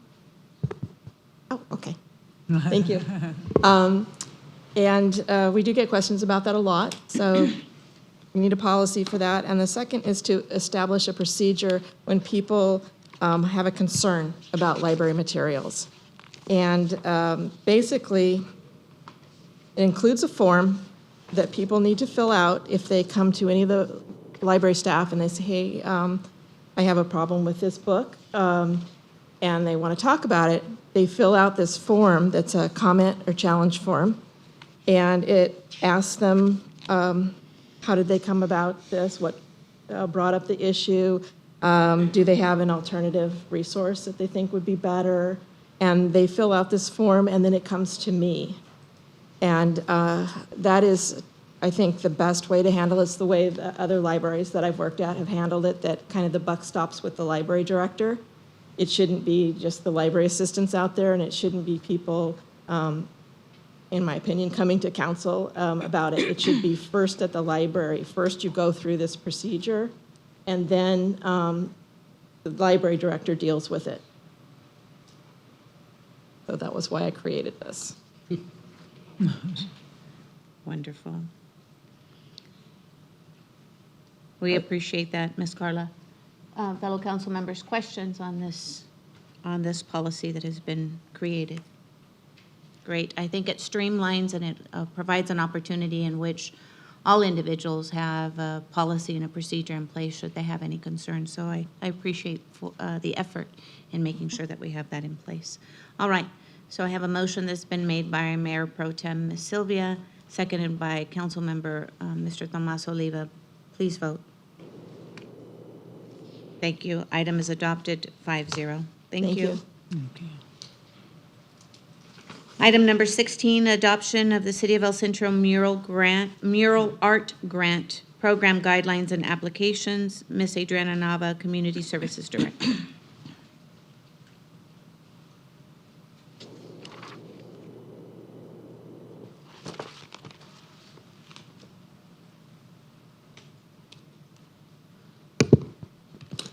Hello, Honorable Mayor and Council. In your packet, we provided some program guidelines for the mural art grant. We went back and forth as to the structure of how we were going to approach this. Council allocated $35,000 in Measure P funds to start a mural program. And our goal is to start a program so that we can then apply for grant funding through the state. As we moved forward with it, how we were going to allocate that to different recipients was a bit of a challenge. So we went through committee, also worked with our community development director because there were some changes to our sign code that were needed. And the overall vision of what we're seeing is that murals enrich the community's history. It's a way of storytelling without actually telling a story. It's through pictures. They also create a great environment in a more walkable environment. We've also been working historically over the last 5 to 10 years on placemaking. You know, what makes El Centro unique? And so murals was a way of telling that story. So as we move forward with it, the guidelines pretty much, just to sum it up, we have $35,000 and anybody who's requesting funds can request up to $5,000. So that means that some of the grants could be smaller, and that's why we said up to 10 grants, because depending on the request, then, you know, that number would fluctuate. And then also the mural has to be seen from the public right away. So you have to be able to see it from a sidewalk, from a street. It can't be inside a restaurant, let's say, because this is the people's money. So we wanted to make sure we safeguarded that. And if the mural is on private property, they would need to get permission from the private property owner as well. Overall, our goal was to decrease the barriers of, you know, having a mural in the community. And so this is one way of approaching it. We have a lot of excellent artists. Angel's presentation depicted 2 current murals that we have, and the level of artistry and the color, they just enliven those spaces. As we move forward, we also wanted to include, because this is a little bit of seed money, right, for an artist. So we wanted to give preference to artists who are also residents from El Centro, and then also that whoever is applying has to be a resident of Imperial County. So we don't want other artists to tell our story, we want to tell our own story. We also wanted it to be timely. So, you know, your mural project can drag out, you know, a year. We wanted to be done within 6 months. And then lastly was if it was done in private property owner, property, you would need a letter granting you permission, and then also the property owner would need to say that they're going to maintain it for 5 years, because sometimes they do get vandalized. And then also, all artwork needs to be unique. Sometimes we see they replicate additional cartoons or characters, and so we don't want to get into any type of legal situation. We want it just to be unique. So the process. So in going through the various committees, one of the suggestions was made that we include a member of the artist community. And so we have SDSU and IVC that both provide excellent art programs. And so we are going to be getting in touch with some of those individuals who teach and then also going to assemble a committee of city staff to review some of these applications. And then once they're pre-screened, those who gain 70 points or more will be advanced to the Library and Community Services Board. And this board previously assisted with the utility box selection, and it went pretty well, so we're thinking of replicating that.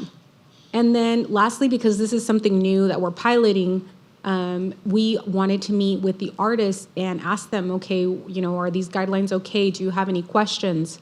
And so we've already started doing that a little bit individually, but we want to have one formal workshop where we inform them what we're doing, what we would like to gain from it, and then also just look for new opportunities to collaborate when we're working on grants, et cetera. So we think that's a good way of going about that. And then lastly, these are just examples of murals in different communities, and what we want out of this is a painting directly painted on a wall. There's a couple of different interpretations, and overall, we would like to see this type of art in our community, high caliber, vibrant, and unique to El Centro. So that's pretty much all I have. I don't know if you have any questions regarding the guidelines or the process. Council members, Councilmember Oliva. Yeah, I have a quick question. I think this is great. Beautiful. I plan to support it. I have a question in terms of interested artists that want to participate. Do they need to submit to you and your department a proposed rendering of what they plan to do prior to? Yes. Yes? The Okay. artwork is they would need to submit what they're proposing to do. And also proof of other work maybe they have done in the past. We do have an application also that includes a couple of questions. And this is a way in order to screen what is going to be painted on the wall. We did have some restrictions on, I believe it said something like no political statements, or selling a brand, again, uniqueness is what we're looking for. And so that's why we need to see what is being proposed before selecting an artist. Great. All right. Thank you. Any other questions? I will share with you, we also had the opportunity to take a look at this, the proposed policy that's in place through our Friends of El Centro, and so there has been a lot of work, I think. Ms. Adriana, just to share, I think you've done a great job in speaking to other local artists, right? It also is important. We can't just put a policy in place without hearing, right, from our local artists that could take advantage of these opportunities. In that discussion that we had, we also talked about the vetting process and showing the renderings of their work, to the responsibility that also would take place to making sure that within those 5 years, the upkeep of the actual mural is in place so that it also remains a beautiful art piece. So there's a number of vetting that has taken place and discussions that have taken place. And so I'm just really excited. I thank you, council members, for allowing us to have the $35,000 through Measure P to beautify our city, just as we did with our utility boxes. I see this as an enhancement in our community as well. So thank you for that, Ms. Adriana. A motion has been made by Councilmember Tomas Oliva, seconded by Councilmember Sonia Carter. Please vote. Thank you. That item has been adopted 5-0. Thank you. All right, moving on to item number 17, discussion and any necessary actions regarding the award of the 2023 Street Overlay Project. Mr. Abraham Campos, Public Works Director, City Engineer. Good evening, Madam Mayor and council members. I bring here today an item that helps our community here. But before I do that, I do want to put in a plug for another project. Is it going to cost us money, Mr. Abraham? No. Yes. But it's a happy that day. On July 25th, 8 a.m., we're inviting the public to join us for the groundbreaking ceremony of the Imperial Avenue extension. So that project is ready to go. We awarded in the last meeting, and we're scheduling this Tuesday coming up at 8 a.m. at the intersection of Imperial Avenue and Wake Avenue, so we can start kicking some dirt and moving some equipment around to get this thing built. Just wanted to throw that out there. I couldn't go without congratulating our new city manager. Looking forward to working with you for many, many years, and just keep building El City of El Centro. So, Yay. thank you. And to Adriana and staff on the Parks and Rec month, so congratulations on that. All right, so now that Adriana gave us a couple minutes after the Adriana meeting and Cedric meeting. Oh, my gosh. So let's, I have But you're not a, bitter, right? so we have this project which gets us into the core of public works and something that's very visible to the community, our streets. During the pandemic and through other priorities, we've not done as many overlays and maintenance. We're picking that back up. We've been doing new construction, new extensions of roads, and right now we're focusing on bringing those projects back up. For the new members, usually we do about $1.5 million contract per year, more or less. This one is higher, and it's because it's a cumulative years that we held on the money, making sure that we can deliver a bigger project.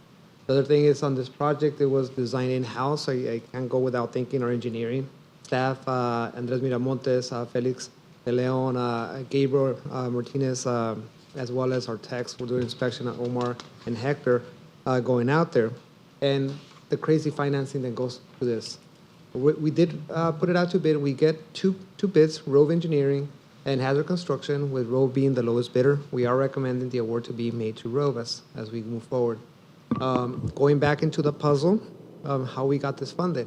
There's no general funds, and you'll see that in your agenda items, but there's quite a bit of different funding sources coming up to make the 3.7 that we need for this project. From SB1, which is a gas tax, Measure D, some leftover Measure D bond that we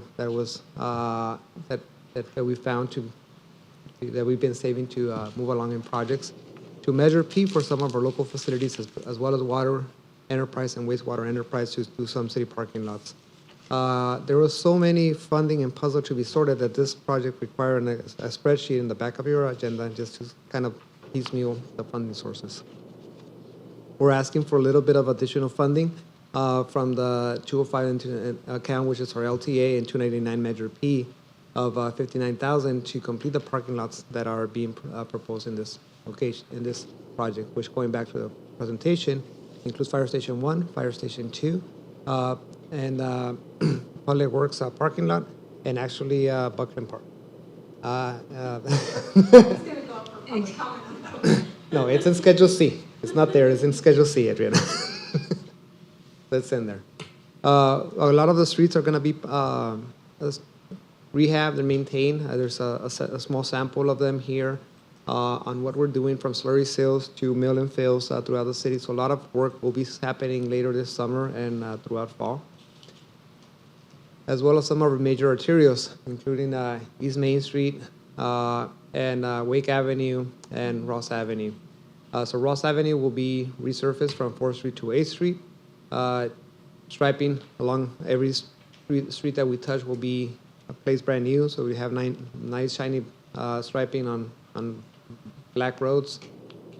So with that, we're recommending awarding the project to Rove Engineering with the additives 1, 2, 3, and 4 due to the budget, and approving the funding as requested, as I mentioned, on the additional Measure P of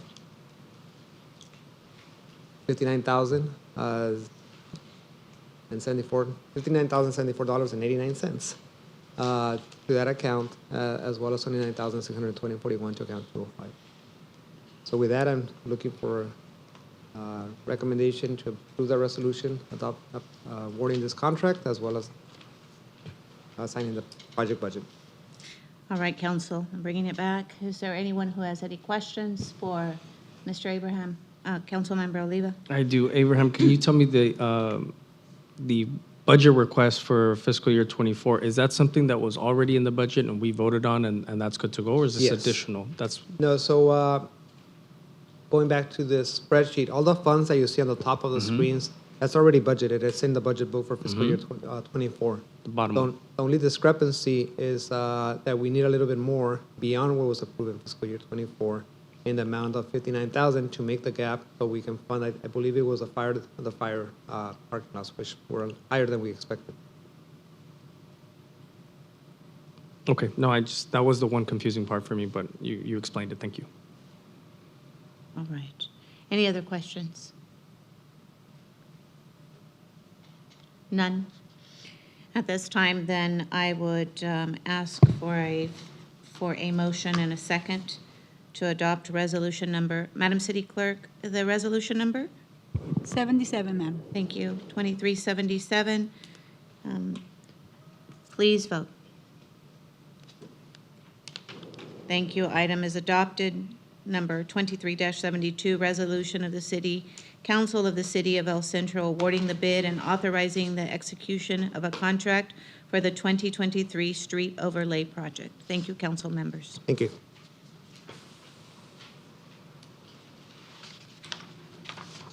All right.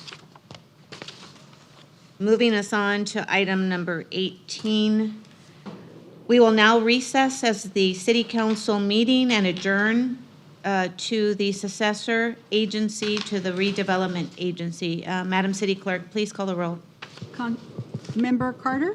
Present. Member Oliva? Present. Member Garcia? Present. Co-Chairman Marroquin? Present. Chairman Cardenas Singh? Present. All right. We have two items under the successor agency to the redevelopment agency. Item number 18, discussion and related action regarding the sale of surplus land along Holt and Heil Avenue. Presentation by Ms. Adriana Nava, Community Services Director. So Honorable Mayor, this is an item that has come before you. And so now we're closing up the loop on this one item. So you may recall that redevelopment agencies were dissolved in 2012. As part of that, we had to sell off our assets. And so one of the items in order to do that was to formulate a long-range property management plan. And the long-range property management plan dictated what properties we had in the portfolio and then which ones we were going to keep for government use and which ones we were going to sell. So the item before you is 6 lots on Holt and Heil. You can see there that it's a great infill opportunity. There's residential around it to the north and south as well. And so you just see the 6 lots there. In order for us to sell off this property, the Surplus Land Act dictates the process. The state was pushing cities to create more housing, and so they didn't want municipalities who had some type of land to just sit on it. They want us to be pushing it out so that people could do something with it. For us, as a city, it helps in many ways in that it creates more housing stock or new business. And then also the maintenance. It's difficult to maintain properties when you have them scattered throughout the community. And so as we move forward with that, we did follow through with the process. We came before you as a successor agency to declare the land surplus. So that's what we did. And then on October 26th, we did a notice availability to sell the land. And this was hundreds of notices that went out via email that we sent to affordable housing developers across the state. It's a really rigorous process that the economic development team did. At the end, on December 14th, 2022, one of our locals submitted a notice of interest, Ms. Anna Prince, and she's the owner of Desert Sun Investments, and she intends on building single-family homes, and it is estimated that the construction would take about 7 to 9 months. Obviously, there would still be an entitlement period, very brief. They would site plan review, review of plans, our typical process that we follow in the city. She would follow this process. And we included a concept that could particularly change a little bit. So with the state law, if you build 10 or more units on the property, 15% of those are required to be affordable units. And so what is being proposed at this time is a principal unit in the front that fronts the street, and then an accessory dwelling unit in the rear portion. And so it allows for either rental opportunity for the person living in the front, or allows for, taking care of mother or whatever it may be. So it adds on that additional housing stock. With that said, we do have Ms. Prince here if you have any further questions. But for us, we do recommend the sale of the properties. We have gone through this process, and it will alleviate some of the issues that we've been facing in the past with just illegal dumping, weeds, you name the issues that we have in this portion of the community. Any questions? Right. Council members, at this time, is there any questions on this item? Yes, council member. Mr. Oliva? So I do have a concern, and the concern is not so much on the front end, it's more on the back end, because I think that certainly this entire idea moves us forward into the goals of what the state wants, right? We need more housing, so that certainly is fine.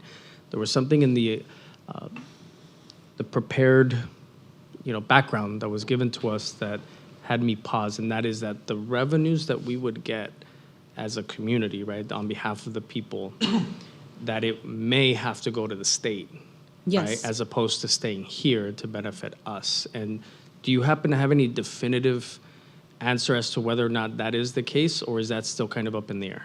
For us, it's still up in the air. I did reach out to the State Department of Finance, who governs a lot of these, what happens with the funds, and they have not reached out. So we will get a response from them. It is not clear to me at this point exactly where the funds would go, because we did include that as our long-range property management plan. And when we were dissolving the agencies, the goal was that that funding would go back to the state as the law was written. I mean, whether I agree or disagree, of course, I want us to be able to keep the funds, but we wanted to reach out just to make sure that that was still the case, or if there have been any changes. Because the Surplus Land Act, even the way it's being carried out, it deviated from the norms that were first established.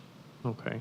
So again, thank you for putting this together. And Ms. Prince, obviously, my comments were not directed towards your mission in this. Thank you for partnering with the city and being able to provide and being in a position to work with us to provide more housing. And so, as you could see, my concerns had nothing to do with what you were all working on. It's just on behalf of the people, the back end, what's going to happen with what the community benefits from. And I would really hate for us to have to give it to Sacramento, and I'd rather have it here. I'm sure you feel the same way. And so I just wanted to make sure that we had some clarification. And if there's any update, Adriana, if you could just inform us whenever HCD gets back to you. Yes, we'll reach Okay, out great, thank and you. provide you with whatever is mentioned.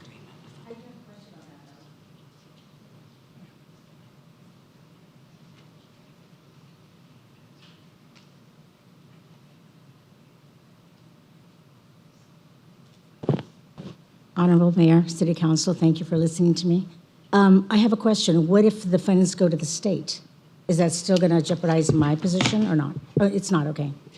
Okay. They actually, they actually don't go to the state. When the legislation was designed during the redevelopment agency dissolution, what would happen, absent a tax sharing agreement that you could enter into with your major property tax receivers, the funds would be divvied up and they would come back to those agencies within your tax rate areas, which were entitled to a share from your property tax pool. So if they make you do that, and they have not actually been enforcing that for a while, a portion of that money will come back to agencies, not a lot, because it's not a whole lot of money, will come back to agencies within El Centro. Okay. It's just a process. Positive thing. It's a time-consuming process, but it's not necessarily negative for the community. Yeah, it doesn't affect you at all. It's No, just, it doesn't as you can affect see, you at that's why all. I said it's not so much on the front end, it's on the back end. It's ultimately us wanting to make sure that Right. those monies stay here, right? And I think we all can agree with that. And that's just where my concern was. Yeah, I just didn't want it to affect me for closing escrow. No, not at all. This is Luis Andrade. He's with Andrade Construction. He will be the builder for the homes. And I wanted to add in regards to what the community gets back. When Anna approached me with this project, we went to the area, saw the properties that are there. It's low-income housing, so the approach has always been how we're going to make them different. We're trying to do a little bit things different from what I've gone from this meeting. Is like the city of El Centro is moving into trying to make the city a little more beautiful through murals, through different things. So the idea that we have is that we're designing the fronts of these homes to reflect a type of construction that is not necessarily what you get in just trying to optimize or trying to maximize return. There's actually things going in there in design. There'll be different aspects. We were actually talking about it today in regards to the fronts, certain product that we're using, that it's efficient, It's nice, it can be easily modified, and it's nothing that's really been used here before. So I think in regards to where the community gets something regardless of where the funds go, that's something that we're trying to work on to make sure that we keep on that focus. And when people drive down Holt and Heil, they know that that land, even though the city might have sold or whatnot, that the whole mission of it was still to bring something back. And I think having the ADUs just becomes something extra because we sell homes. And we know that a lot of low-income people don't get the opportunity to buy a home because they're tight on their lending. This puts a rental on their portfolio or on their income immediately. So I think there's a couple things on the design that we're working on to minimize the cost, make sure that we keep them affordable as well. So I just wanted to add that. Thank you, and I appreciate that. When we talk about the quality of life, we're talking about the investment that's going to take place here in the city of El Centro. I appreciate you taking a look at the rendering of what the front and the entire building is going to look like. We all deserve to live in a nice home, regardless of our circumstance, so I appreciate you taking a look at it from that lens. And the ADU income will help them with their monthly payment as Yes, well. that's right. Yes, They're getting absolutely. Like $1,200 a month towards their Absolutely. payment, so that's going to be huge for them. Yes, and that's the beauty of building great partnerships with individuals as yourself and builders as yourself. So thank you for that. Thank you. All right, council members, any other questions? All right, at this time then, wow, okay, that was quick. There was, the item passed, great. Adoption resolution number 23-02, resolution of the successor agency to the City of El Centro Redevelopment Agency approving an agreement for the sale of real estate property to Desert Sun Investments Incorporated. All right. Item 2 on this successor agenda, number 19 on our City Council agenda, discussion and related action regarding the declaration of certain surplus properties owned by the successor agency. Presentation by Ms. Adriana Nava. So Honorable Mayor, this second set of properties that we are working on, as mentioned, the Surplus Land Act has a process that we needed to follow. And so we started with the first 6 lots, and we wanted to move on from there. As we moved forward, one of some of the properties that we get the most inquiries from are located on Industry Way. Industry Way is the area where Rogar is at. That whole street, we have a city incubator, and then within that portion, there is a couple of lots that we're interested in declaring surplus land. So again, we're going to follow the same process that today council, if approved, will determine if the land is surplus. If it is declared surplus, then we move forward again with the notice of availability. And so it is sent out to different districts, entities. Once we go from there, and if we don't receive a notice of interest from one of them, we can dispose of the property and use it, fair market, whatever that is determined to be. We do an appraisal for each property as we move forward. And then when it goes to sale, we do another appraisal if 6 months have passed to ensure that we have our pulse on the market. So these are the 3 properties that we are proposing to declare surplus. There is one that is, it appears large. In reality, it's about 5 acres and a little bit more. But there is a street dedication for a street that would go north-south. And so that was included as part of the map.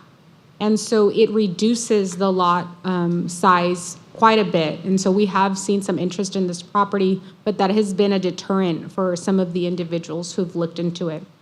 The other ones are a bit smaller, but we've also received a lot of interest on those from some of the adjacent parcel owners who want to move forward and either build a business, expand their business. I know Rogar has sometimes mentioned additional storage they needed, so it just depends, but we do get a lot of calls on these. So with that said, I don't know if there are any questions on the process, the properties. Right now, we have, I believe, ordered appraisals for some of these, and we're going to start the process and see what transpires. Council members, any questions on this item? Is the green line that's depicted here, is that where the street would go? Give or take, It's a connection to industry? Yes, Yeah. it would go north. And so we've looked at it a couple of times. There is another portion. Where would be the outlet to that? Yeah, that's what I'm trying to. Oh, it would head northbound.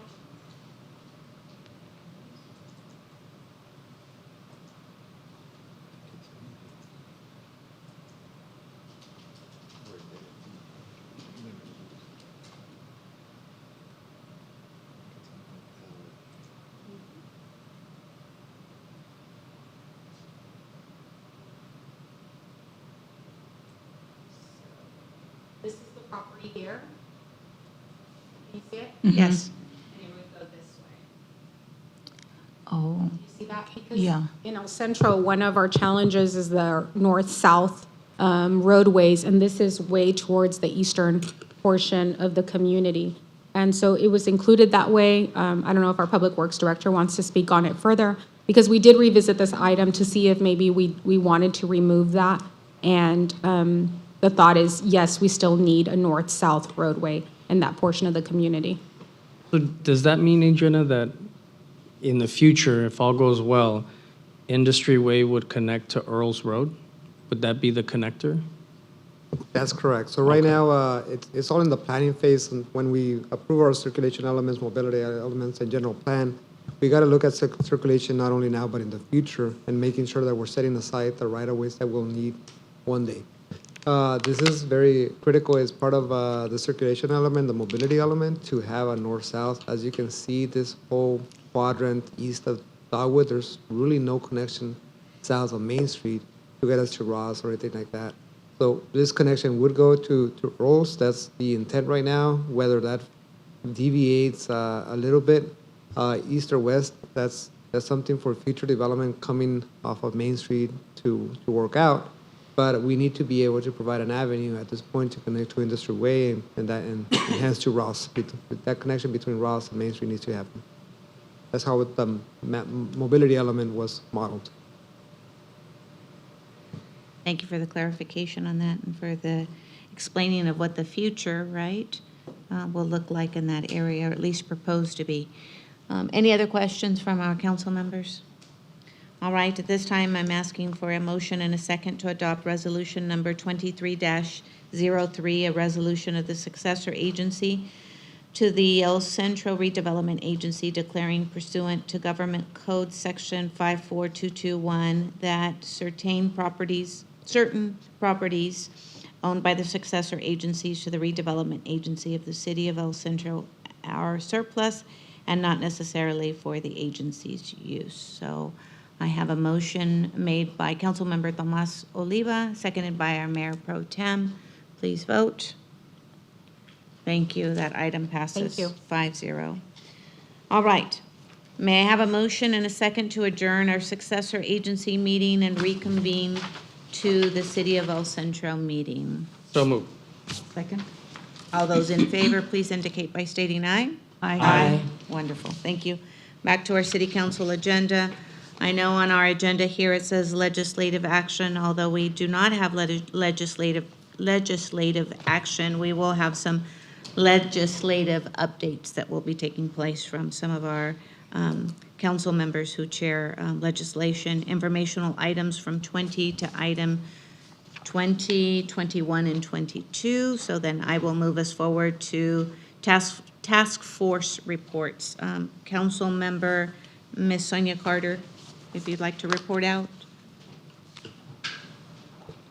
I attended the Assistant Living Committee. I actually had the honor of going and sitting in their meeting with them, their board meeting, and they're interested in providing a facility here in El Centro, and they're writing up a proposal to bring to the council. And I was just sitting and listening, and it's very interesting, the care and those who have elderly parents, and that just hits home. You see that the care that is needed here in the valley, not just El Centro, but just in the valley. But I'm glad El Centro, they picked us to be a part of that. So we will see the outcome of that soon.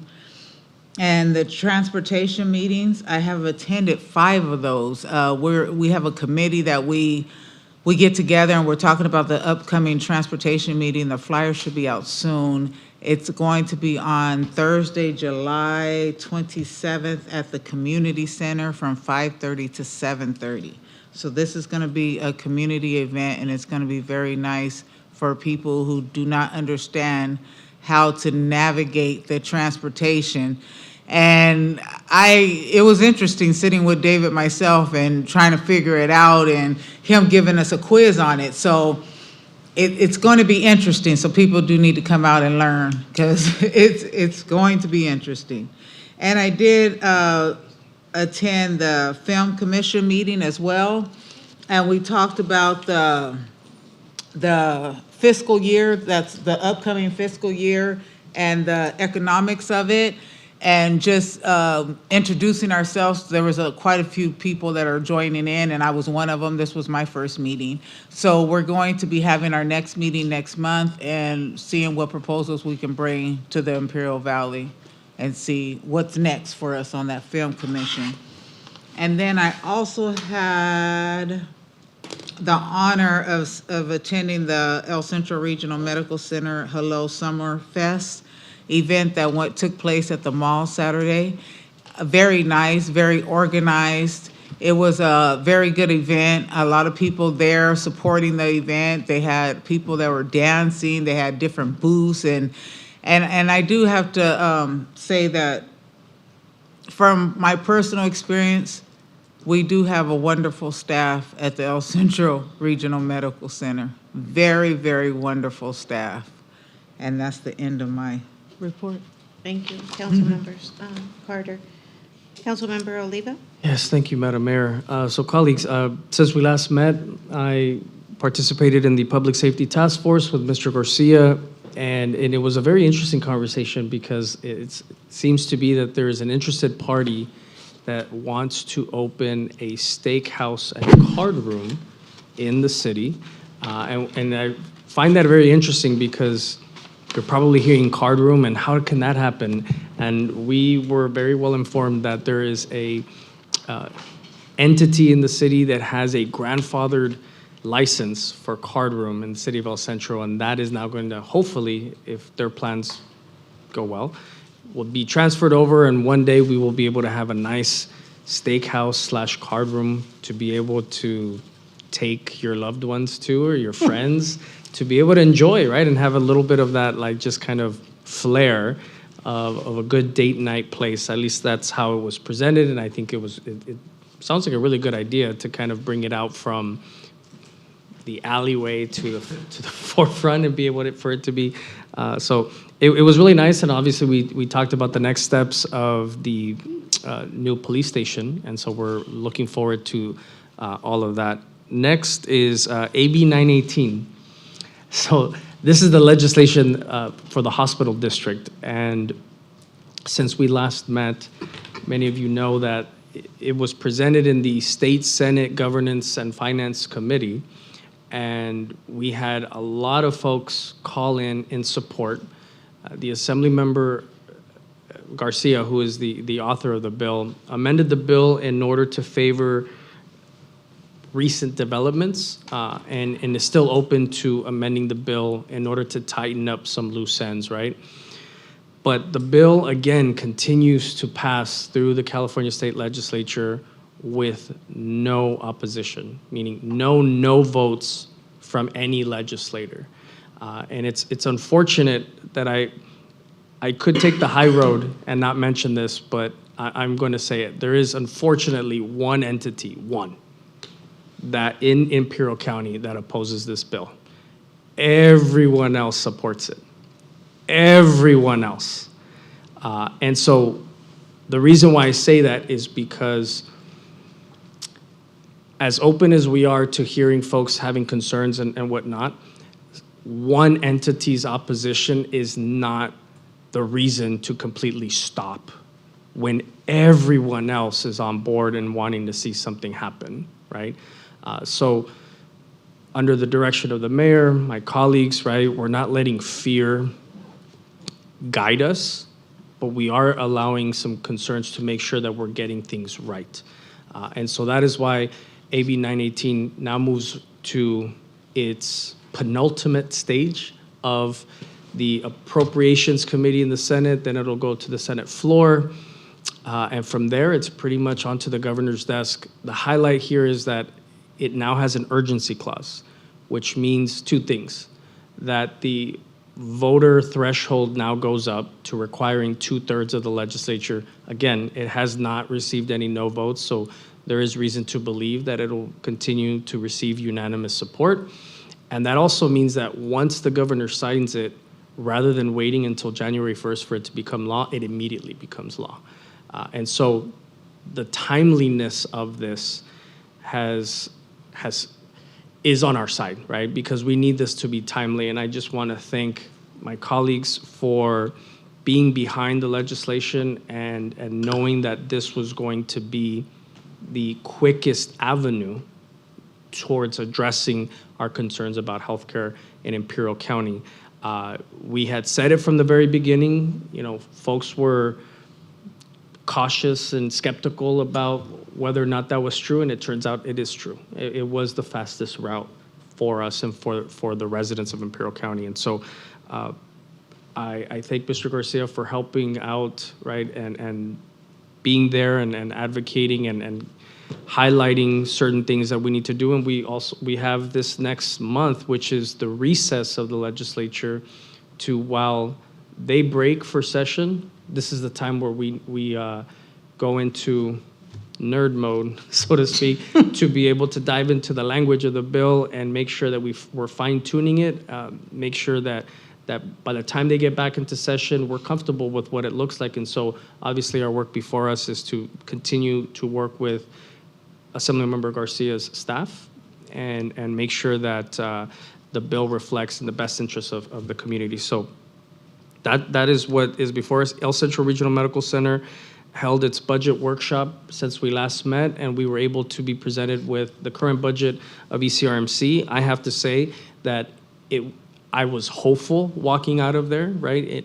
Just to kind of give you a caveat or just some talking points, and that is before this council became Board of Trustees for El Centro Regional Medical Center, about average, they were losing about $4 million every month. And then by the time we took over, we made some adjustments, it was like $2 million a month. Now we're talking of less than $1 million a month that we've been able to tighten up. And so there are efforts to tighten up the fiscal aspect of it, right? And triaging our budget is something that we definitely addressed. And so it doesn't solve all of the problems, but certainly we're in a better financial situation than when we found it. And I think that's the takeaway from there.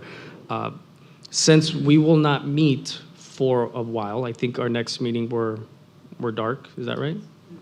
I do want to say that tomorrow, IVC is hosting its Fentanyl Awareness Summit from 8 a.m. to 1 p.m. So should anyone want to be interested, right, there's going to be partnerships with the District Attorney's Office, with the Mexican Consulate, and I believe they'll have somebody from the Drug Enforcement Administration present as well to talk about fentanyl and its presence in Imperial County and what enforcement efforts are being done.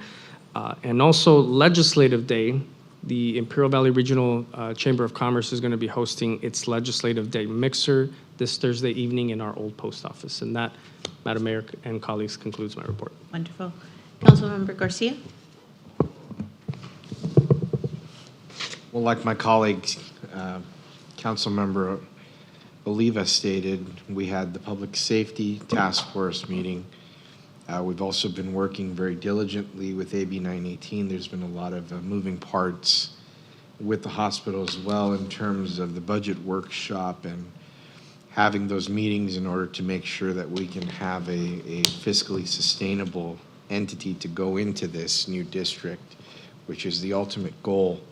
I have to thank all the diligent work from my colleagues, the amount of meetings that we've had, the discussions that we've had, the meetings that we've had with the Assemblyman's office. It's just, It's been a lot of work, but we're finally seeing we're seeing the fruits of our labor.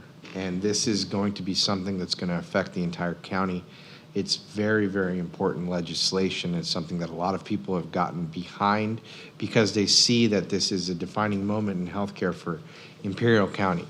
And we will not be looking at the same structure of healthcare that everybody has become accustomed to. We're building something larger, we're building something better.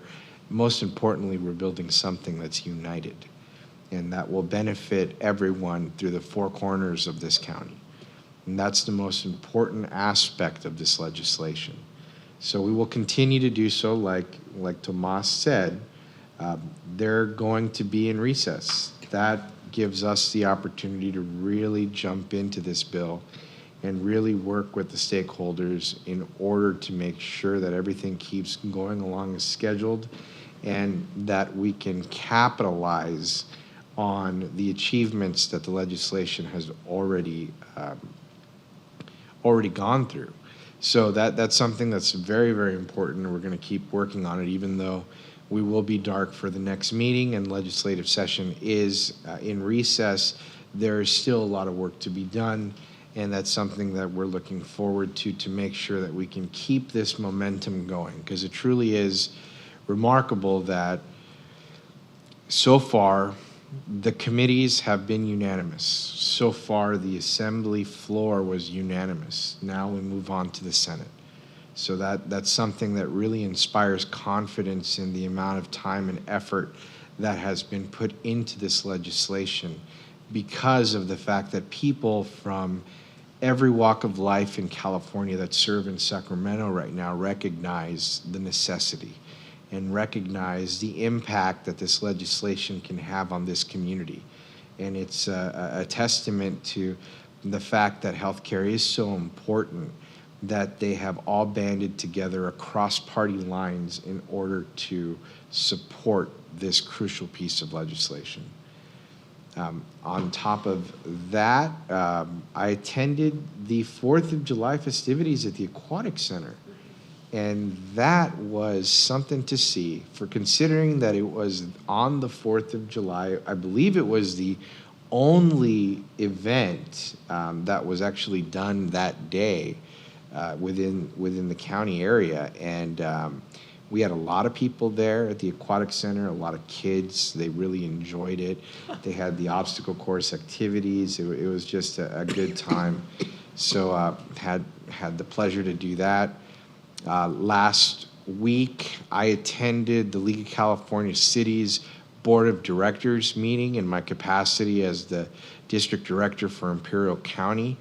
That was a very nice little workshop. We dealt with a lot of legislative priorities for the League of California Cities, including housing, healthcare, crime prevention, and basically all of the main issues that California is facing right now. They've been very aggressive in lobbying in Sacramento with a lot of these bills that have been passing through the legislature. They've been successful on some points and unfortunately have fallen short in others. But that, I think that we define ourselves not by the victories but by the failures, because it only inspires people to work harder to make sure we get something done in the future. If we can't get it done now, it's no time to quit. It's no time to fail, because these problems are not going to go away. They are going to continue to plague our population in California, going from the smallest cities all the way to the biggest cities in the country. That happen to be in California. We have some very serious issues, and we share a very, very core nexus with these issues from different population bases. And the fact that the League of California Cities has united in order to try to support this legislation and to try to draft new legislation in order to address affordable housing while still being responsible about it, in order to address homelessness, which ties right into the event that Councilmember Oliva just mentioned, the fentanyl crisis that they're going to be having at IBC, the workshop that is a very big issue tied to homelessness, and that's now being acknowledged as a core issue where all of these issues are interrelated. So there has to be a approach to attack them on multiple fronts. It's not a simple solution because these are complicated problems. Complicated problems will have complicated solutions that come from different ways to view the problem. So it's just comforting to see that we have a very, very large entity like the League of California Cities that has united the cities throughout California in order to try to get some of this legislation done. And they're very, very focused on these core issues, and they do work diligently towards it. And just the amount of information that they share with us for us to bring back to our individual communities and share that information with our local elected officials and interested stakeholders.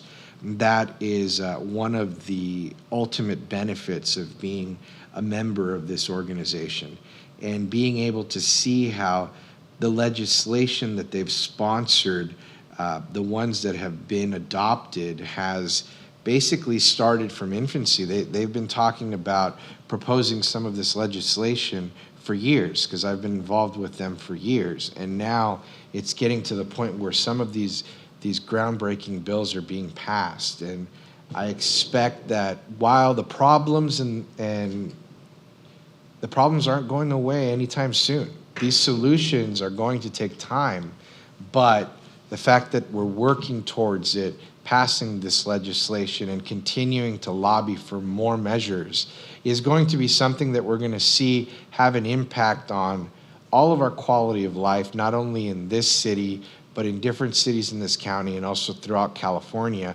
over time. So it's very comforting to see that everybody is still working diligently and trying to work towards these agendas in order to solve these issues at a local level throughout the state of California. So that's something that I was very, very honored to be a part of, and that's what I did last week. So. Wonderful. Thank you for that report. Just to be mindful, we will be ending our meeting at 9 o'clock. So with that, please, I'm asking for us to be concise. Okay, so I was also at the 4th of July pool party at the Aquatic Center. We also held the CCC, the Continuum of Care Executive Board meeting a couple of weeks ago, and they reported on the point-in-time count, and unfortunately, the numbers of unsheltered individuals in the city of El Centro have gone up. It's not an alarming number, but they have increased. Was also at the ECRMC budget workshop. I also had the honor of welcoming new members to the Imperial Valley Regional Chamber of Commerce. They held an orientation for them at the chamber office, and so I was there to represent the city of El Centro and to thank them for selecting the city to establish their businesses. Along the lines of businesses, I also served as a judge at an event that was held last week. It was called the Mujer Emprende, so these are women entrepreneurs that have gone into business. This event in particular was co-hosted by the Small Business Development Center of the Imperial Valley, as well as the Mexican Consulate. And so they had 5 candidates that were competing for a prize, and they then took 3 minutes to present their business concept. We also reviewed their business plans, and the winner at the end of the evening won a $2,000 cash prize, a new laptop, and several vouchers for services and second resources that they can tap into. Let's see, tomorrow's going to be a busy day. We have the Community Enhancement Task Force meeting and the Downtown Ad Hoc Committee meeting. So that concludes my update. Thank you for being so concise.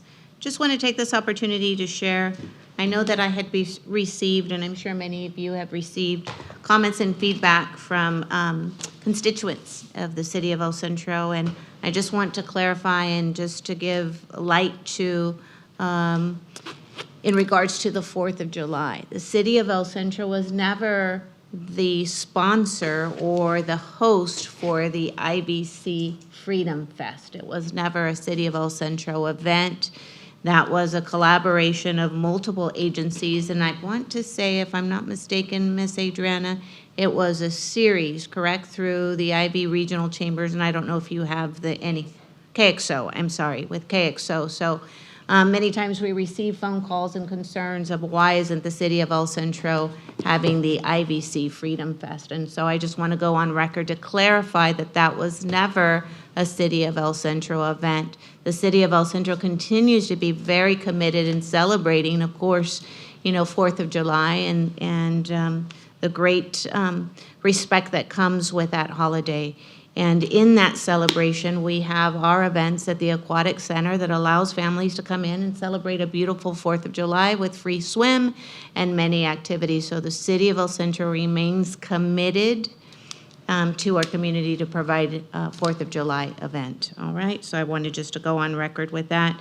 Just real quick, many of the task force committees that are ongoing on a monthly basis, wanted to share, of course, had the opportunity to go to the El Centro Library on July the 13th, which we had our IID water safety Dippy Duck who came to the El Centro Library. It was almost standing room only. And we think about Dippy Duck and what it really means. And what it means is that it's talking about water safety for children. And we want to make sure that that life skill and the life importance behind understanding not swimming in canals and that partnership with the IID is important to continue to give that message. And with the IID's donation as well, that also has afforded the opportunity for individuals to have swim lessons at our El Centro Aquatic Center. So I wanted to highlight that. Got the opportunity to visit 2 downtown improvement businesses that opened. One is the Joy Juice, which is where the previous Boat Rights deli was at. And it's absolutely a beautiful, beautiful new rendering in regards to the upkeep and the changes that have taken place. So it's a good place where you have history and you have the present, right, of a new business. So that was great to see. And also had the opportunity to visit the Victory Outreach Church that was the previous Sager radiator shop. So we're seeing that businesses in the downtown area are investing and bringing in businesses or opportunities here in the downtown area. And I will then end with that and move it over to our city manager report. Okay, I'll do it really quick. So I had fun at the Far Out 4th of July pool party. Thank you to the staff at the Aquatic Center. I floated around that, the lazy river plenty of times. So it was super cool. Also attended the Library Magic Show that was hosted at the library. Same thing, standing room only. A lot of kids taking advantage, and the parents also taking advantage of the services out there. I wanted to thank the HR department for a training development course that we had for supervisors and department heads. It was the power of the pen, along with the city of Imperial and other cities in the county, so that was great.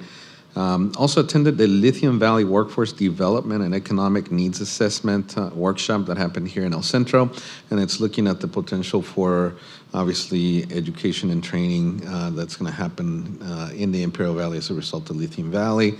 So I had the opportunity to actually connect with some of the people that do some of that type of training and will need facilities to host trainings locally. On July 11, we actually had the swearing ceremony for One Equipment Mechanic 1 and our public information officer, who's here with us tonight. We welcome Mario to the team, and he hit the ground running. He's been busy doing great work for the city.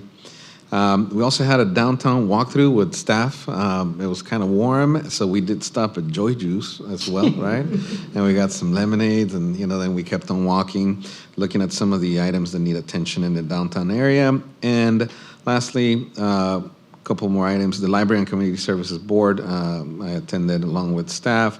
And then we also attended the Energy Source Minerals presentation in Calipat, which is also related to the Lithium Valley potential development. So there's a lot of exciting news and a lot of development that can come out of that for the whole county. End of report. Wonderful. All right, ladies and gentlemen, this meeting is adjourned. Good night.